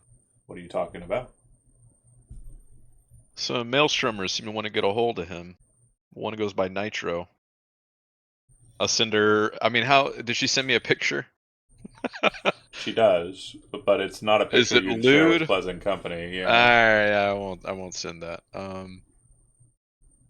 And real quick, you're pretty sure she took it in the bathroom here. Nice. Any idea what Maelstromers want to do in the Glen? Maelstromers aren't wanting to do nothing in the Glen. Not that I'm aware of. Who's trying to get a hold of Hungry? Goes by Nitro. Tasty thing over there. I've heard of Nitro. Amelia with the Mox was looking for her. She's looking for Hungry? She has some interest in him. I'll reach out to him and see if he wants to meet her. You got her deets? I'll send her my deets. You let me know if he wants to talk to her or not. I can make her forget about it, but Okay. I want to know before I introduce them You're Gonzo, whether he's right? interested in the exposure. Yeah. Yeah, I've heard of you. Well, Hungry ain't talked about me? No, not to me. But I've heard of you Takes other a ways. long draw of the beer and tosses it. I've heard of you other ways. I believe there was an issue of homicide in the Night City University. Yeah. She'll smile. Sorry, using the Bing lingo. I used to be a cop. She shrugs. People, you can't be punked. I won't be punked by no fucking. And he starts, throwing out just, I don't know, whatever derogatory terms they have for voodoo boys. Yeah. Violent. I get you. You don't have to get into it, but she'll kind of cut you off. I mean, he just keeps going. It's fine. If I get anything from Hungry, I'll send you these. Or send you information. Right. And she kind of like just seems tired and kind of leaves in her cyber chair. But yeah, she seemed like a pretty chill lady. She did mention she was a cop though. An ex-cop. I hop back to the dance floor. Obviously the business is happening, the music is happening. Sorry to cut you off in your prime here, Thorn.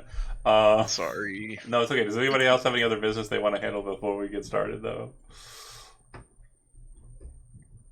No. Rem's just like cozying back up into generally that same spot. It does seem like Mamba wants to get out into the dance floor. I'm assuming, Riff, you are going to oblige her. Yeah. Hell yeah. And that becomes that. Nitro and crew are also getting out there. Like, it looks like it's kind of a bigger scene. Most of them are kind of getting up and getting to it. And then these fucking edge runners. Just a much bigger kind of like mosh pit than the one for Impure Cobra. Again, no insult to you. Yeah. You only just became rank 7.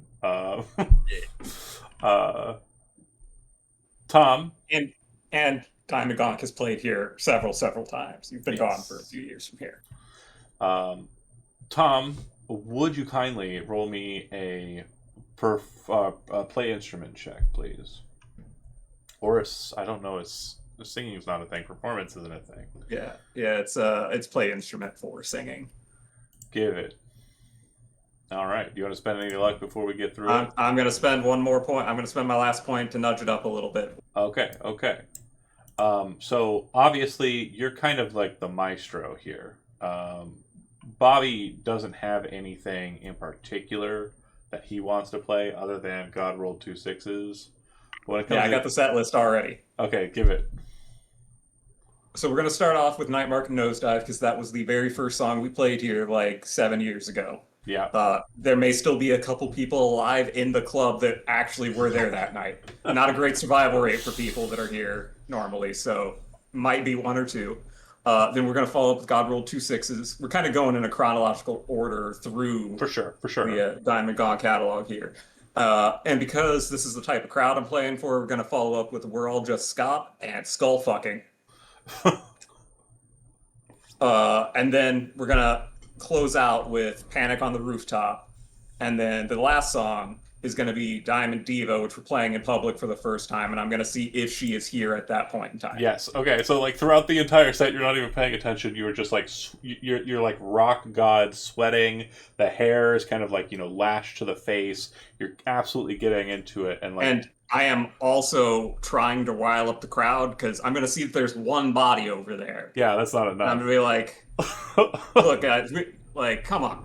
For sure. We gotta get at least 2. I cannot have pump those numbers this big show, the first time that Diamond Gonk and Impure Cobra are playing the same show together. So are we gonna have a body count like this is a fucking church service? Riff, Rem, Gonzo. I need all 3 of you to make an attack with whatever weapon you want to, and I will describe why you are making the attack.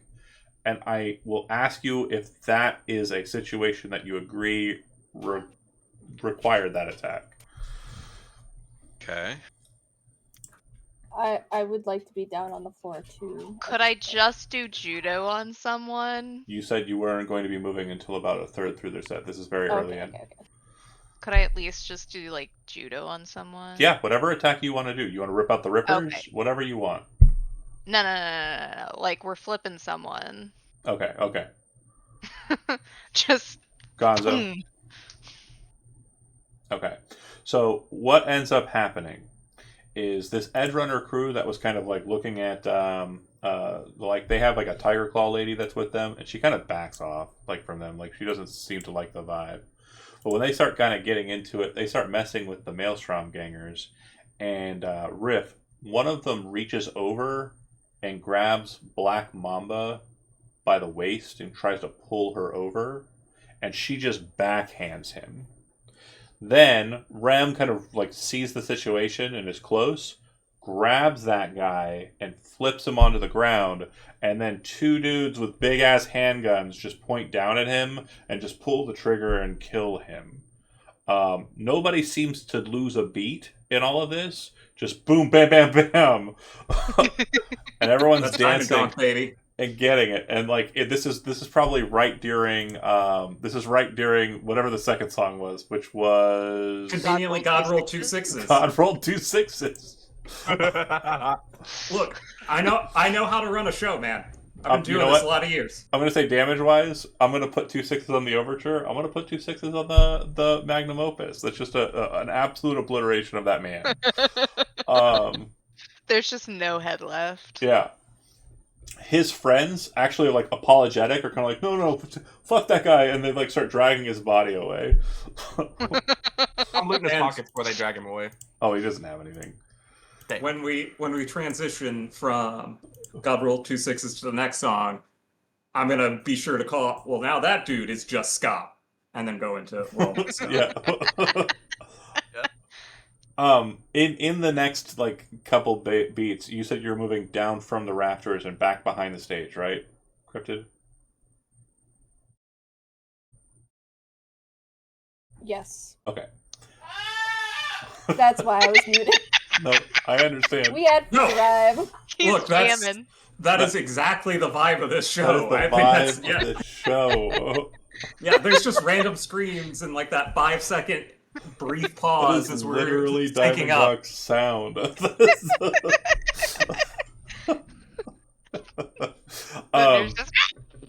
I'll just sleep myself unmuted. We will regret it later. During the bit, during the set, Cryptid, again, it looks like the scene's going on well from here. If you want to move into the crowd, you can.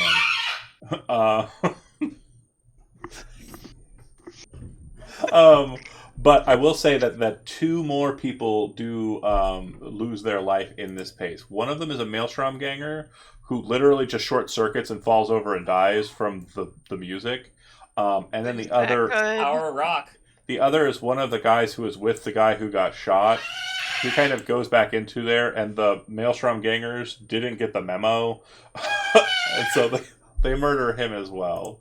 But yeah, the set goes hard as fuck. Thunder approves, apparently. When it gets to the last song of the set, and again, just before I do that, is there anything anybody wants to engage in before the last song of the set?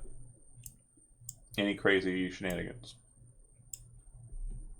I'm gonna see if I can take Nitro by the hand. Bad. Yeah. Go ahead and make a persuasion roll for me. Sure. It's a low DV. I don't get Come here. extra modifiers. It's just a low Just DV, my guy. Bam. Okay. So she will say to you Here. at, I got french at fries. this point, Come here. I'm in, and she will go to the bathroom, go to the girls' bathroom, and you will participate in fornications with her. And that's the description that we're getting. That's it. Just a Perfect. That's all I need. A regular Romeo and Juliet story, Maelstrom gang, and yeah, she Covered in blood. Oh wait, no, yeah, but she has oh god, what's it called? What is it called? What the fuck is it called? Not to distract you in the middle of this, John, Something but Venus? Yeah, I did ask an important question. Is the Serpentine fornication? Like, were they inspired by Impure Cobra's song earlier, or Maybe they were inspired by God Rolled 2 6s. Who knows? Or skull fucking. I don't know how it's going on in there, but I will say that you would note she has. I mean, again, yeah, she has the Midnight Lady sexual implant. So, yeah. Because again, they're fucking modded all to hell. Why wouldn't they? Yeah. Anywho, when you roll the last song out, last call, anybody want to do anything in between? No? Nah. Okay. Roll a perception check, Thorn. The DV is a little higher than the roll to persuade Nitro to do what she wanted to do already. human perception? Or Regular perception and awareness. Okay. So you kind of, like, you've been on this stage before. You know how to see through the red lines. You know how to see through the lights. You look out into the crowd and you see way off in the distance there is a group of scavs, and it does look like Diva is among their number. I'm not going to call any special attention to the reason for the song, Okay. but I am going to look over there as I introduce it for the very first time. Okay. And I would say with that high a perception roll, lock eyes from across the room. Like, you definitely kind of see one another. This is why I held off on the synth coke. Yeah. To roll good perception rolls, everybody. Don't do synth coke if you want to roll perception rolls later in the night. Roll the high perception roll so you can do more synth coke later Off with of somebody her. with a shit ton of. I'm sorry, it's a rock. It's a fucking rock show. I'm not sorry. Rock. Okay, so then it Nor goes should great. be. It goes great. Yeah, there's a shimmy. This is the coke. This is the coke you'll be doing. Jim!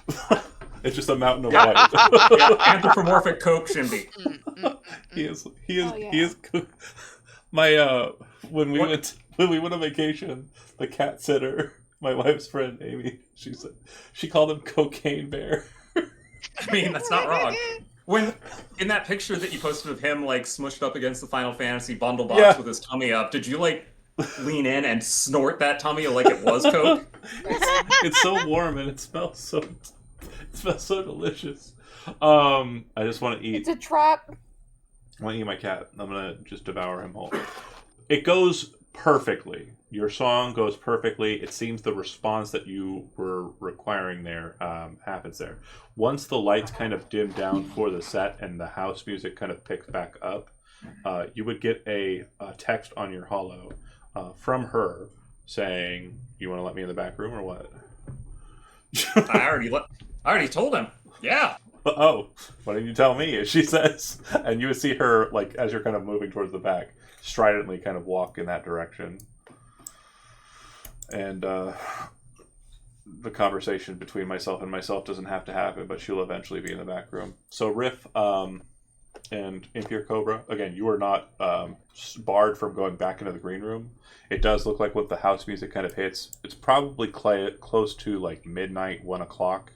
So most people who are kind of like here for the performance are kind of like starting to fall away.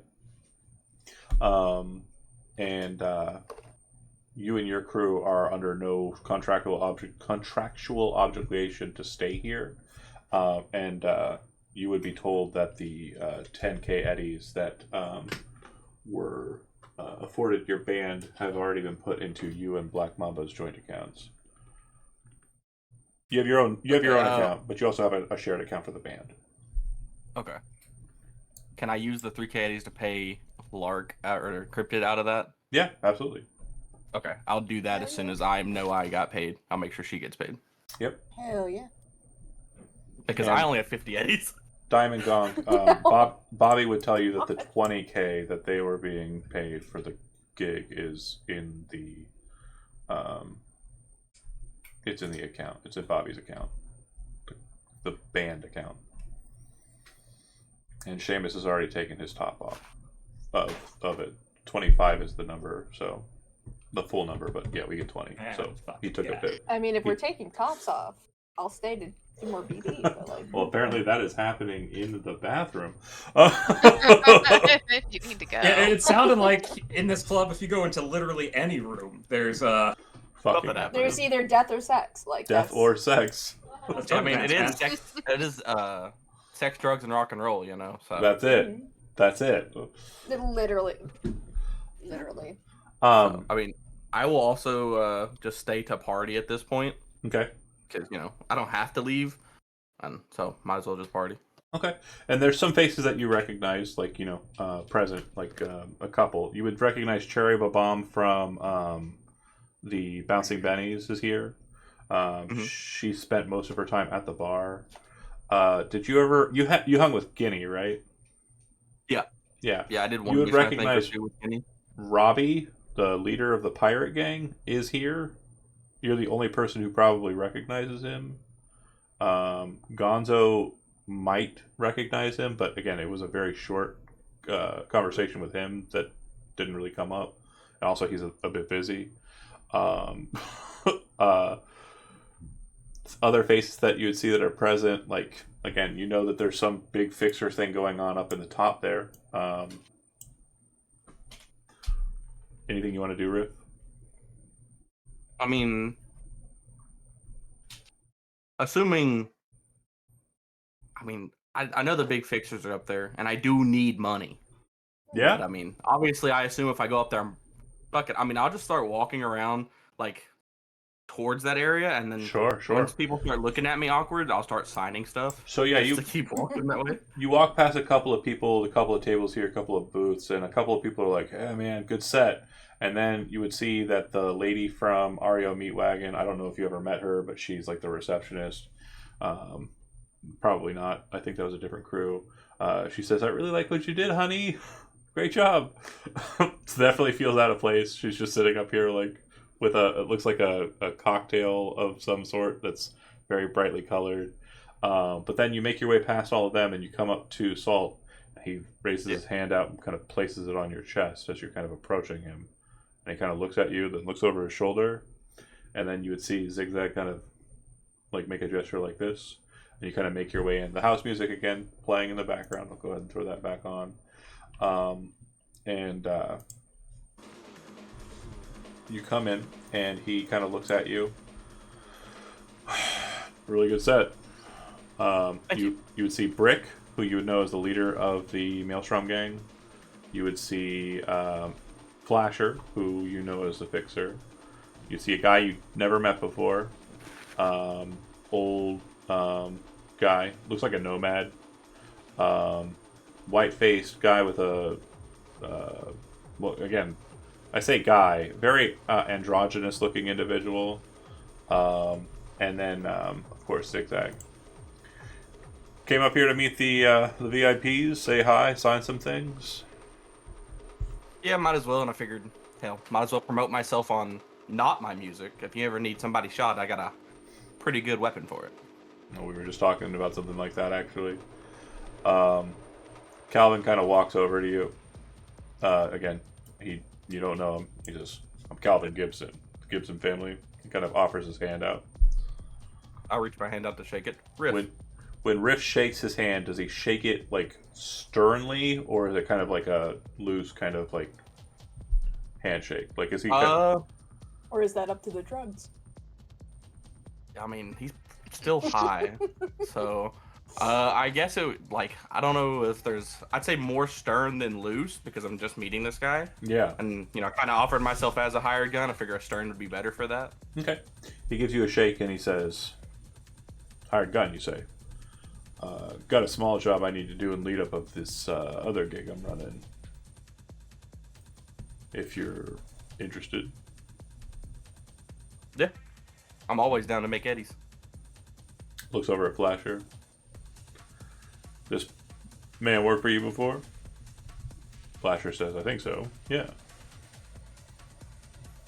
He definitely has worked for Hungry before, and me and him are on good terms. I think we can exchange details if I don't already have you on my account." Calvin nods. "Alright, good. We'll see about that. Keep your ear close to the phone, okay?" And then Calvin will kind of give you like a big smile and move past you as he seems to be leaving. Flasher gets up and says, "It is getting late. Tilda, do you need a ride?" And the androgynous white-faced individual will say, "Yeah, I suppose I could use one. That's fine." And Flasher would look at you and say, "The gig that he's talking about, it's kind of a big deal. If I don't call you, I apologize. It's probably because I've found other people who might be able to do it better." I got you. Anytime you need somebody killed, though, you let me know. Tilda kind of looks at you like quizzically, but there's like a smile on their face, and the two of them will leave. "Seems like you really know how to break up a party, Rip." Zigzag says, crossing his arms. Man, it's just bad timing, I guess. Seems to be. Big gig on the ride, though. I'll definitely keep you in mind. You Everybody needs to know how to end what they started, right? You definitely did a big number for me last year, so I kind of owe you. Show was really good. Got a question for you, though. Mm-hmm. If I were interested in procuring your and your band's services in the future for music and entertainment purposes, a private meeting, would you entertain that if the price were right? Yeah, I'd definitely convince Mama into it. She runs all the books, but definitely if the price is right. Can you pass me her details? Yeah. Thanks. How much did you get paid for tonight's show? The band got paid 10, I think. I think I could double that. Okay. Well, just keep the end of next week open. I'll give you a call Wednesday. All right. And I do hate to do this, but it seems like everybody else is leaving as well. And they will mosey on out, Salt and company. So Brick is there, and he kind of gestures to the couch, like, if you want to have a seat with him. Oh, yeah? That was a hell of a set. I mean, Diamond Gunk and you, in my opinion, par. About the same. It's what we've been working up to. Well, you definitely attained it, in my opinion. And, we haven't been having you out here at Totentanz, not because we haven't been trying to get in contact with you, just because we didn't have a means to do so. You kind of just fucked off with that drummer girl way back when. Heard she died, though. Real sad. Sorry about that. It's Night City. It happens. Yeah, it might have been my ass last year too. Yeah. Anyway, we'll definitely keep you lined up. Get you in some regular shows here. Yeah. Back to the floor. I think Cryptid, Rem. I'm gonna focus on you before I get in on Thorn, and obviously I think he's gonna go in the back and party with Diva. But do you two? Is there anything on the floor or anybody out and about that you're interested in kind of moving on? Or Cryptid, would you have noticed Riff was going up that way and tried to pay attention? Yeah, if I could, I'd like to try to follow him as close as possible, as close as I'll be able to Okay. get. Then I'd say that you'd be hiding behind when they start kind of funneling out. Do you want to stop any of them before they kind of fuck off, or are you just letting them go? I'm just letting them go. Okay. At this point, though, you would notice that Salt looks at you. The guy who is very scary looking kind of gives you a look and then kind of like nods. And you just get this vibe like maybe he knew I was there the whole time, or like it's just a very scary kind of like acknowledgement of your presence in this moment. Hey, scary has been my life. I'm just gonna kind of give him a small smile and wink at him. Yeah. But then Riff and Brick are sitting in the VIP area if you want to kind of mosey up to them. Yeah. Okay. Yeah. Yeah, they just talk Oh, yeah. about... Why not? VIP, that's what I'm here for. Filming spots people can't get into normally. For sure. And yeah, again, getting the Riff experience. So yeah, you're doing your job. Partying with some rockers. Yeah. And it looks like they're mostly just drinking at this point, mellowing out. Rem, for you, what are you doing to kind of close out the set? I think she would go say hi to John and Jerry Okay. after. Yeah, they basically explain the same, or kind of ask the same thing. Have you seen Redtail lately? You know, they seem to be very focused on the Fox Doctor. Not really, but I can try and reach out and Yeah, he's see been... him. You need him for anything? No, I don't need him. Just haven't seen him. Like, you should come out and do, like, you know, at least a day or two's worth of work at Ario Meatwagon. It seems like maybe he's got something more serious gig. Maybe it pays better. I mean, I hope he's getting his pockets lined. Sounds like an NPC conversation. I think I've said this before. It does. It's just like you just followed the right path and you got the same answers. Yep. Real quick, Riff and Cryptid, were either of you at Mega Building 5 when Chino's brother got killed? No, I wasn't. No, but Okay. I was at Red Tails when they brought him in. Oh, sure. That again, Both of us were. the action was more or less what I was looking for, because the No. out of character note, the never mind. Was anybody here at that gig? Okay. I don't think so. Cool. Well. What gig? Well, eventually, what you would note is that the 6th Street gangers that were hanging out, they leave. They seem to leave in a pretty uniform fashion at a specific point. But for you to notice that point, I need Riff, Cryptid, and Rem. I think those are the only people that I would allow to get this check. Make a perception roll to see if you notice, like, what prompted them to leave. Rem for sure. 17. And Cryptid as well. It seems that, like, right when Flasher was leaving with the Tilda, the Philharmonic Vampire, Tilda Sanguine, that's when the 6th Street Gangers got up and left with them.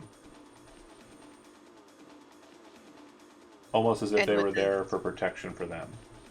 Oh, okay. Yeah, I was gonna say, is this like protection, or would It's- this be like it their... Felt like that was the vibe, yeah.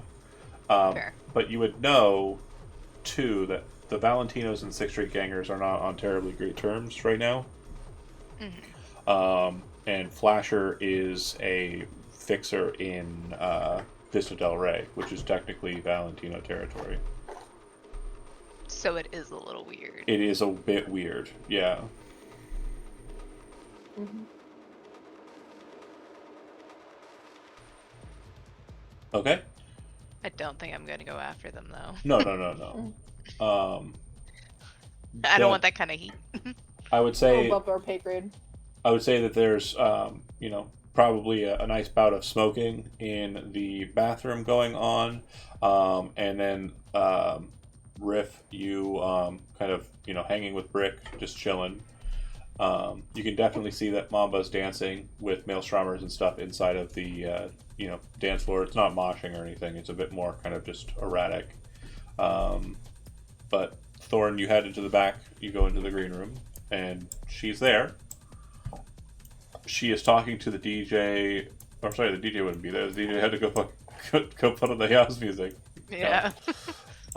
Probably not talking to anybody because it's you. It's just you and her. So, what'd you think of that song? Pretty fucking cheesy. I loved it. You liked it, though. Yeah, sure did. She does the basic instinct move again. And says, so, what are all those fucking fixers doing in Totentanz? I mean, Diamond fans, I'm sure. It's probably not that simple. I mean, I don't doubt it, but she kind of shrugs and then kind of like lets her legs kind of like, take a more at ease posture and kind of leans in a little bit and says, I'm pretty sure I don't want to ruin your mood though. I am really curious about all of that, but I didn't come out here for work. And she kind of pick up one of the beers on the table and also a bit of Coke and kind of just start like a mellow partying. If you want to hang with her, that's fine. If you want to engage in the conversation she was trying to kind of like lead into a bit there, that's fine too, but your call. You know something about why the fixers would be here? I think it might have something Anything I need to be worried about? I think it might have something to do with Boxville.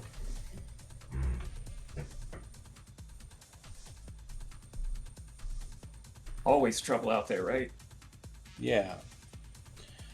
Typically when big hits like this or big things corporate side go down like this, fixers will start planning their defenses.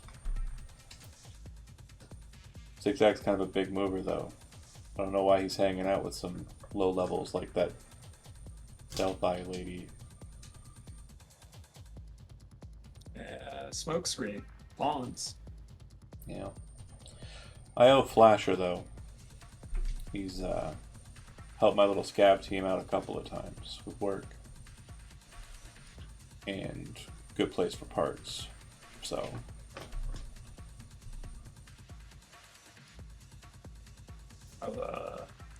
Hopefully he doesn't get into trouble with Zigzag and Boxville then. oh yeah, definitely would be a problem. He's old We though. already got 2 more songs in our catalog. I don't need a third. Flasher doesn't need one. He's old. He's been around for fucking ever. Surprised he isn't buried already. Some of us get lucky. And she will then use that opportunity to segue into a really just tawdry line about burying something. And Green room is now closed. the green room is now closed. And yeah, I think that once all is said and done, party-wise, we just need to figure out where people end up in the aftermath. I'm killing the music, and I'm moving us back to Night City. So, oh yeah, Boxville's gone. I forgot. Well, the Boxville sign's still up, and it's still technically there, but that's all the stuff from last time. I don't know why it snap zoomed directly to it. That's the ruins, just so that we know where the ruins are. It is a hot mess. I don't know if it's ruins though. But yeah, Totentanz. Boom, right there. Gonzo, you just head back home, like after kind of like that business with your crew, and just kind of like handle your, crew, give them some money from the Coke sales, and Yeah, what was the net profit? so 2K is the net profit. I'll just split it with the boys and the girl. I guess was it Summer? Just Summer there? All the Not, girls, yeah, no, she was there. Marcella, she was there. What's her name? Marcella was there. Marseille, Okay. Maris. Oh god, I'm bad at. I can't remember her fucking name. Hopefully, man. Gijo's not watching. Maraschino? Cancel. No, I don't think it's Maraschino. Maraschino. Marisol? Damn. God, That's Jeremy's wife. Manacia. Manacia, that's it. Yeah, she's a. I know everyone's Manacia. name, but I can't remember her. Yeah, she's cool. She's a baddie. She looks like a maraschino. I think she's. I think Summer's newer than she is though. But yes. I can barely remember. Wait, Manacia's hold name. on. Did at any point Thorn see Summer? Great question. Make a perception check. Holy shit. Nah. I was too focused on going to the green room at the time, I think. Yeah, it's hard to say. That's a near miss. I love that. Something to keep in mind for future plays with Gonzo, though. You're welcome. That's funny. That's too funny. That is fun. But yeah, I would say that yeah, you split between them. If you're doing it even Stevens, it'd be 200. 5 or 2 for you, 2 for each of them. Yeah, Wait. even Steven. Oh, I'm bad at math. There's 400. 400 for each of you. Cool. Don't let me do math. All right. And then you end up back home, like you get driven home by Money or Clarigo, and kind of just. I mean, I would go with Nitro. I mean, I would.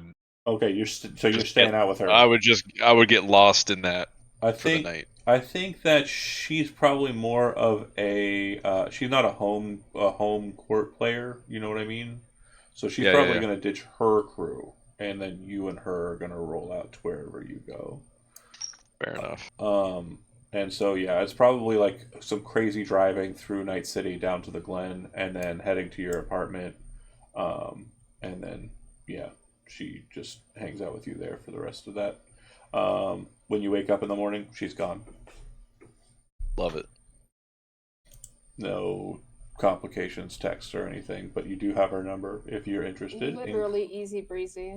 Yeah, she may or may not contact you again. We'll see. Cryptid, and you obviously have a bunch of data to kind of scroll through. Are you wanting to try and like sort out some what did I hear, what did I not hear through Yep. Brain? So go ahead and make a photo film roll. It's in their technique. Neat.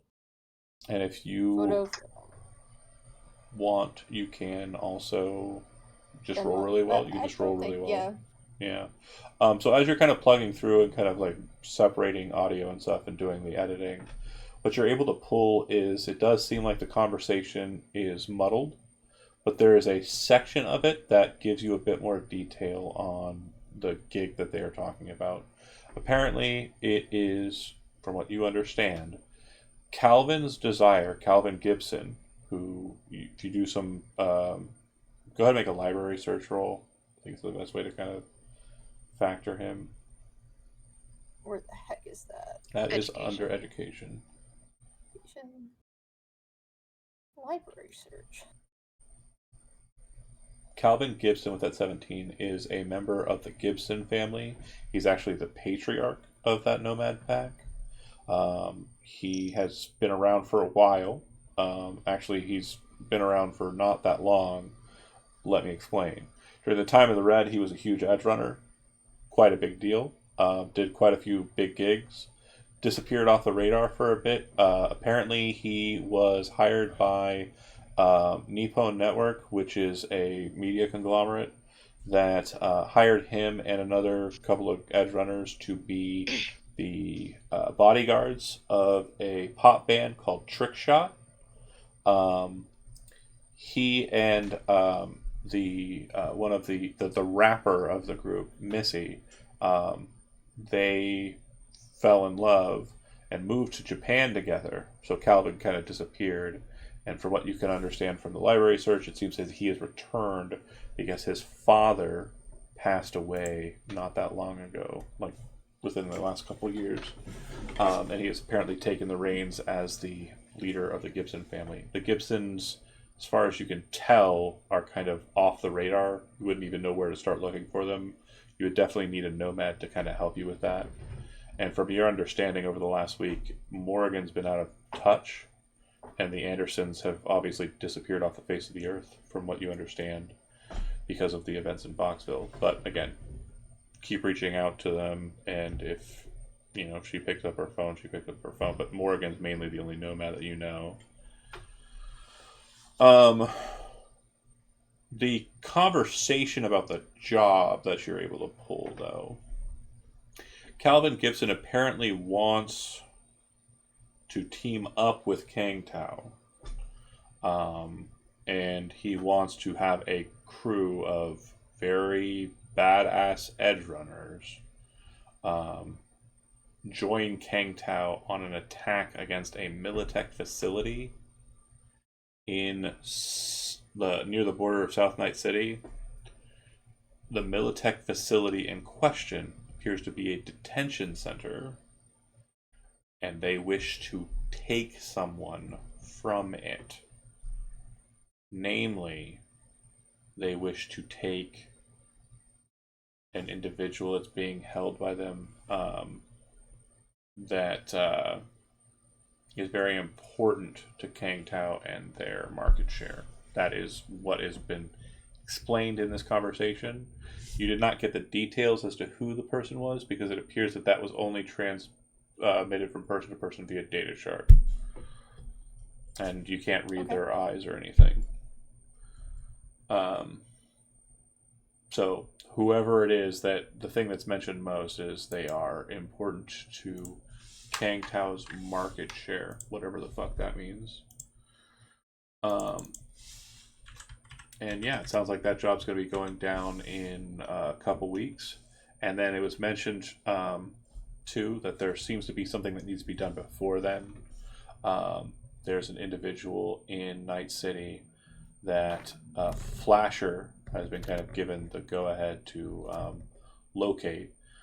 This individual appears to be on vacation, so gone for a few days, on vacation member of the Militech Detention Center's staff. So he has access to the detention center, but is not currently at the detention center. And the goal of Flasher's gig is to find that security officer, take them, and use them as a means of gaining access to the detention center. Any other questions about what was discussed?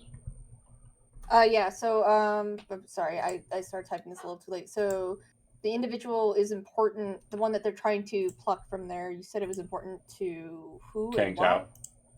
Yeah, but you said it was like they were important because of as something. Yeah, important to keeping or maintaining their market share. Yeah. That's it. Okay. And then the person that they again, you don't have the details. Flasher, yeah. Yeah, Flasher finding appears... a certain security officer to take them and use them as access to the detention center. Yeah. Yep. And the only piece of information about that person that would have been relayed is a name. David is the name that's kind of passed back and forth. Okay. I have to set up a dinner date with Ares. Okay. He wants things from me. I got information, so he should probably keep me alive. Oh, playing for Militech now. Am I trying to figure out what he wants from me that has to do with Arasaka? We'll see. An interesting little bit of conniving there. I love that. Hey, if they want to eat each other, it's not my fault if that happens. Rem, you obviously have a similar story. You probably kind of go to the editing bay shortly after, or do you get right to sleep? Yeah, and she'll probably go to like whatever her usual place is. Okay. Just And to there's no details or information that you were trying to ferret out, right? You weren't doing any espionage work. You were actually just doing the gig. Yeah, she was very much Okay. doing the gig, and she'll did we actually want to sync it Yeah, at so all, or you would need Cryptid and Thorn's data kind of sent over to you or whoever okay? you want to So have. she'd probably be staying up until let them know that she's still up, and let them know that she's waiting on their data so she can sync them. You get no reply from Thorn. Does she want to get together and do it together and make something big? Sure. Maybe we just spend an all-nighter crashing these videos together? Yeah. Okay. Except And then for Thorn. Except for I mean, Thorn. if they spam me multiple times, I will send the data over and get back to. Yeah. You send over a text, something akin to "can't talk, mouthful," and then you know, Yours or hers? both. Yes. Yeah. um, for you, Riff, you kind of after the night kind of explain to Black Mamba the sitch, like with talking to Brick and talking to the fixers, and she says it's exactly going to offer us $20K to do a gig. Apparently. Well, I mean, again, I don't like dealing with the secretive type fixers, but if you don't have any problems with Zigzag, I mean, I don't have any problems with money. No problems with money either. That'd be rent for a few months. Shit. Heck yeah. All right, yeah. I'll wait for his contact, and we'll set it up. Anything in the morning or anything in particular that you're wanting to kind of do? No, Riff just goes home. Do I need to roll another resist drugs and torture? Yeah, this one would be for the cocaine. Also, Thorin likewise, and Gonzo likewise. Resist drugs, torture, and Gonzo, yours is for the glitter, not the cocaine. I'm just gonna assume. Did I need to roll? I'm a coke addict already. Well, sorry. Go ahead, Elizabeth. Did I need to do the photography film? If you're doing a joint together, then you can roll. You can have help. So again, I just want to track that for sure. Thorn, you're addicted to cocaine. And some other things. I'm sorry, buddy. We're gonna lead with cocaine though. Just go ahead and go to the cocaine section of the book. Yeah, I know where it's at. Yeah. Riff, you are a star at cocaine. And Gonzo, apparently you are also good at glitter. You're fine. I've been addict. Yeah. I've been an addict. Normally, is your humanity within 12 of like becoming cyber psycho? Either of you? Any of you? I mean, you never calculated it. Yeah, I still haven't. Jesus Christ. Can you do me a favor? So I don't know, dude. Send me a DM at some point tomorrow, like whenever, and just say, hey, can you fucking get the job done? I'll be honest, I looked at a couple things too. It's like the humanity cost of the created the character. Don't worry about it. I don't want to do it with math right now. It's fine. I hate math. Okay, so then between the two of you medias, go ahead and pick which one of you would be operationally the leader. Depends on who's got the higher roll. Yeah, that's what you would gun for, sure. Mine's a 12. Mine's 11. You want me to roll? Sure. Okay, another thing to take into account, luck is an important factor. I will tell you the DV beforehand. It is 17. So with an 11, it'd be 7 you would need to roll, right? Yep. And then with it's a 12, but yeah. Can I go ahead and add one look at a time? If you are the roller, you can spend as much luck as you want because you have a rocker boy. You can spend it whenever. If you are not the leader, then you cannot spend more than 1 point of luck either before or after because you can only chip into the roll. One total. I'll spend 2 luck. So you're wanting to be the leader. Yeah, I'm being the leader. Yeah. Okay, got it. Because you can spend luck after. I'm just trying to make sure you understand. Whoever has more luck. Oh, okay. Oh, okay. You see what I'm saying? I thought we had the. Oh yeah. No, you got a rocker. You got a rocker. This. Yeah, You got two fucking rockers. Here's the roll. Yeah. Holy Oh shit! my god. Fuck. That is unprecedented. That is really bad. It is so bad. That is statistically unlikely, and it still happened. Yeah, I gotta figure out what I want to do with that. That's really, no. really bad. That's a 6, folks. That are watching it now. Yeah. I'm gonna say that Thorn's data was corrupted. Yeah, let's blame it on Thor.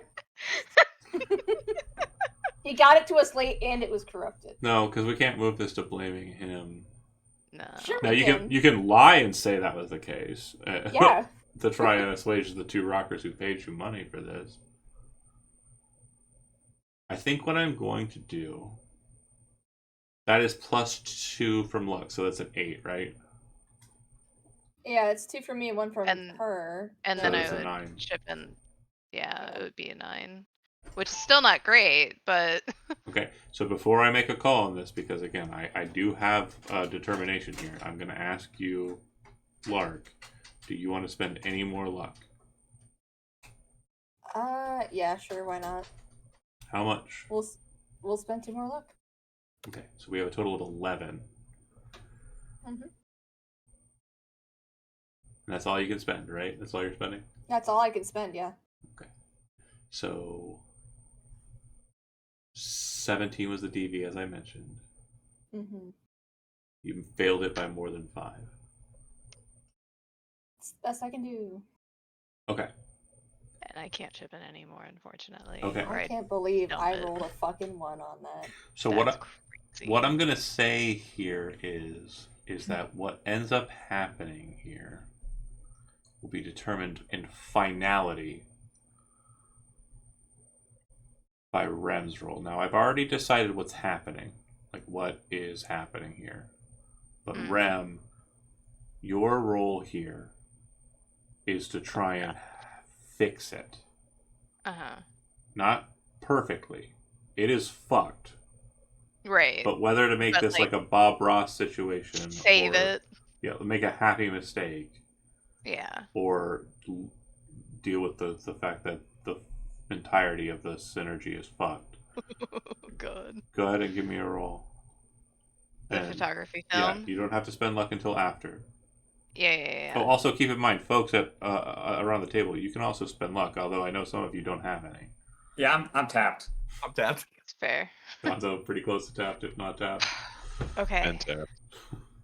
Oh wait, hold on, I've got a fucking character here. Yeah, Liz. Yeah, use his luck. Liz, I don't want Okay. to put too much pressure on you, but this is the most important role of your life. I know. Right? Okay. 13. And how much luck are you spending?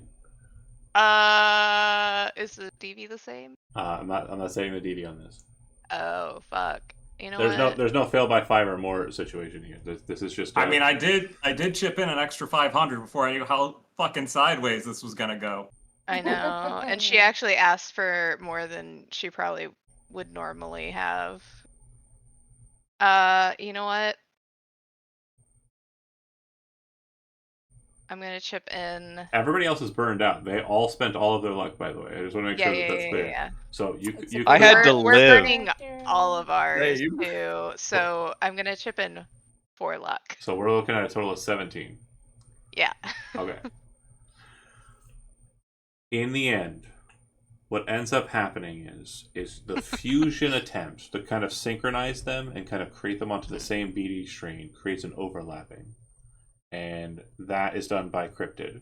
And she doesn't realize it until the playback. And so when she tries to play back the raw, what ends up happening is everybody's feelings all at once. Every moment they're in, you can switch views, but you're always also seeing everybody else's. Like there's this strange sensual overlap, which creates a dysphoria. Like you're looking into one of those like mirrors that's just like infinity. Right, but the mirrors are showing reflections of a totally different space in the same room. Right? Yeah. And so it's nauseating. It's immediately nauseating. What? Like, that's like horrible, right? And you're like absolutely like, well, we've got to take a second head at it. What you're able to do is you're able to pull the vision lines out, pull out the sensory lines, but the emotional states are always the same. So it is what you're going to sell it as is it is a hard emotional hit from 3 different points of view at the same time, and you can switch views between. Yeah, I was about to roll a persuasion roll to see if we could sell it as like the most intense night you've ever had in Totentanz. Yeah, three times more intense than a regular. Oh, it's night. Thorn is hawking that shit. Hey, like, I rolled a 28 on the persuasion roll. This is gonna. Seamus is on board, and the PR is good. He thinks the PR is good. So you are feeling the crowd. Seamus is on board. So you send him over once you get the information, or sorry, you get the BD finalized. When I wake up the following morning, and find out how sideways it went. It's probably like in the afternoon, to be honest with you. That is my morning. Taste. The thing that surprises you, Thorn, and not something you anticipated, but your apartment, which has yet to be kind of clarified as a space, but I'm assuming it's a relatively nicer spot, possibly in Watson. You realize that Diva did not leave. She's asleep, stark-ass naked, on your bed, stained with the events of the evening.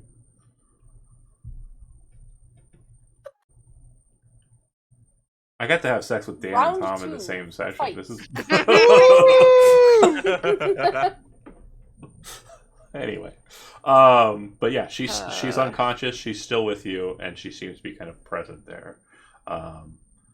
Over the course of you kind of calling Seamus, talking, getting business done, and like realizing you're addicted to cocaine, as you do more cocaine, you would realize that she wakes up, she starts making food, and it seems like she's kind of being a bit more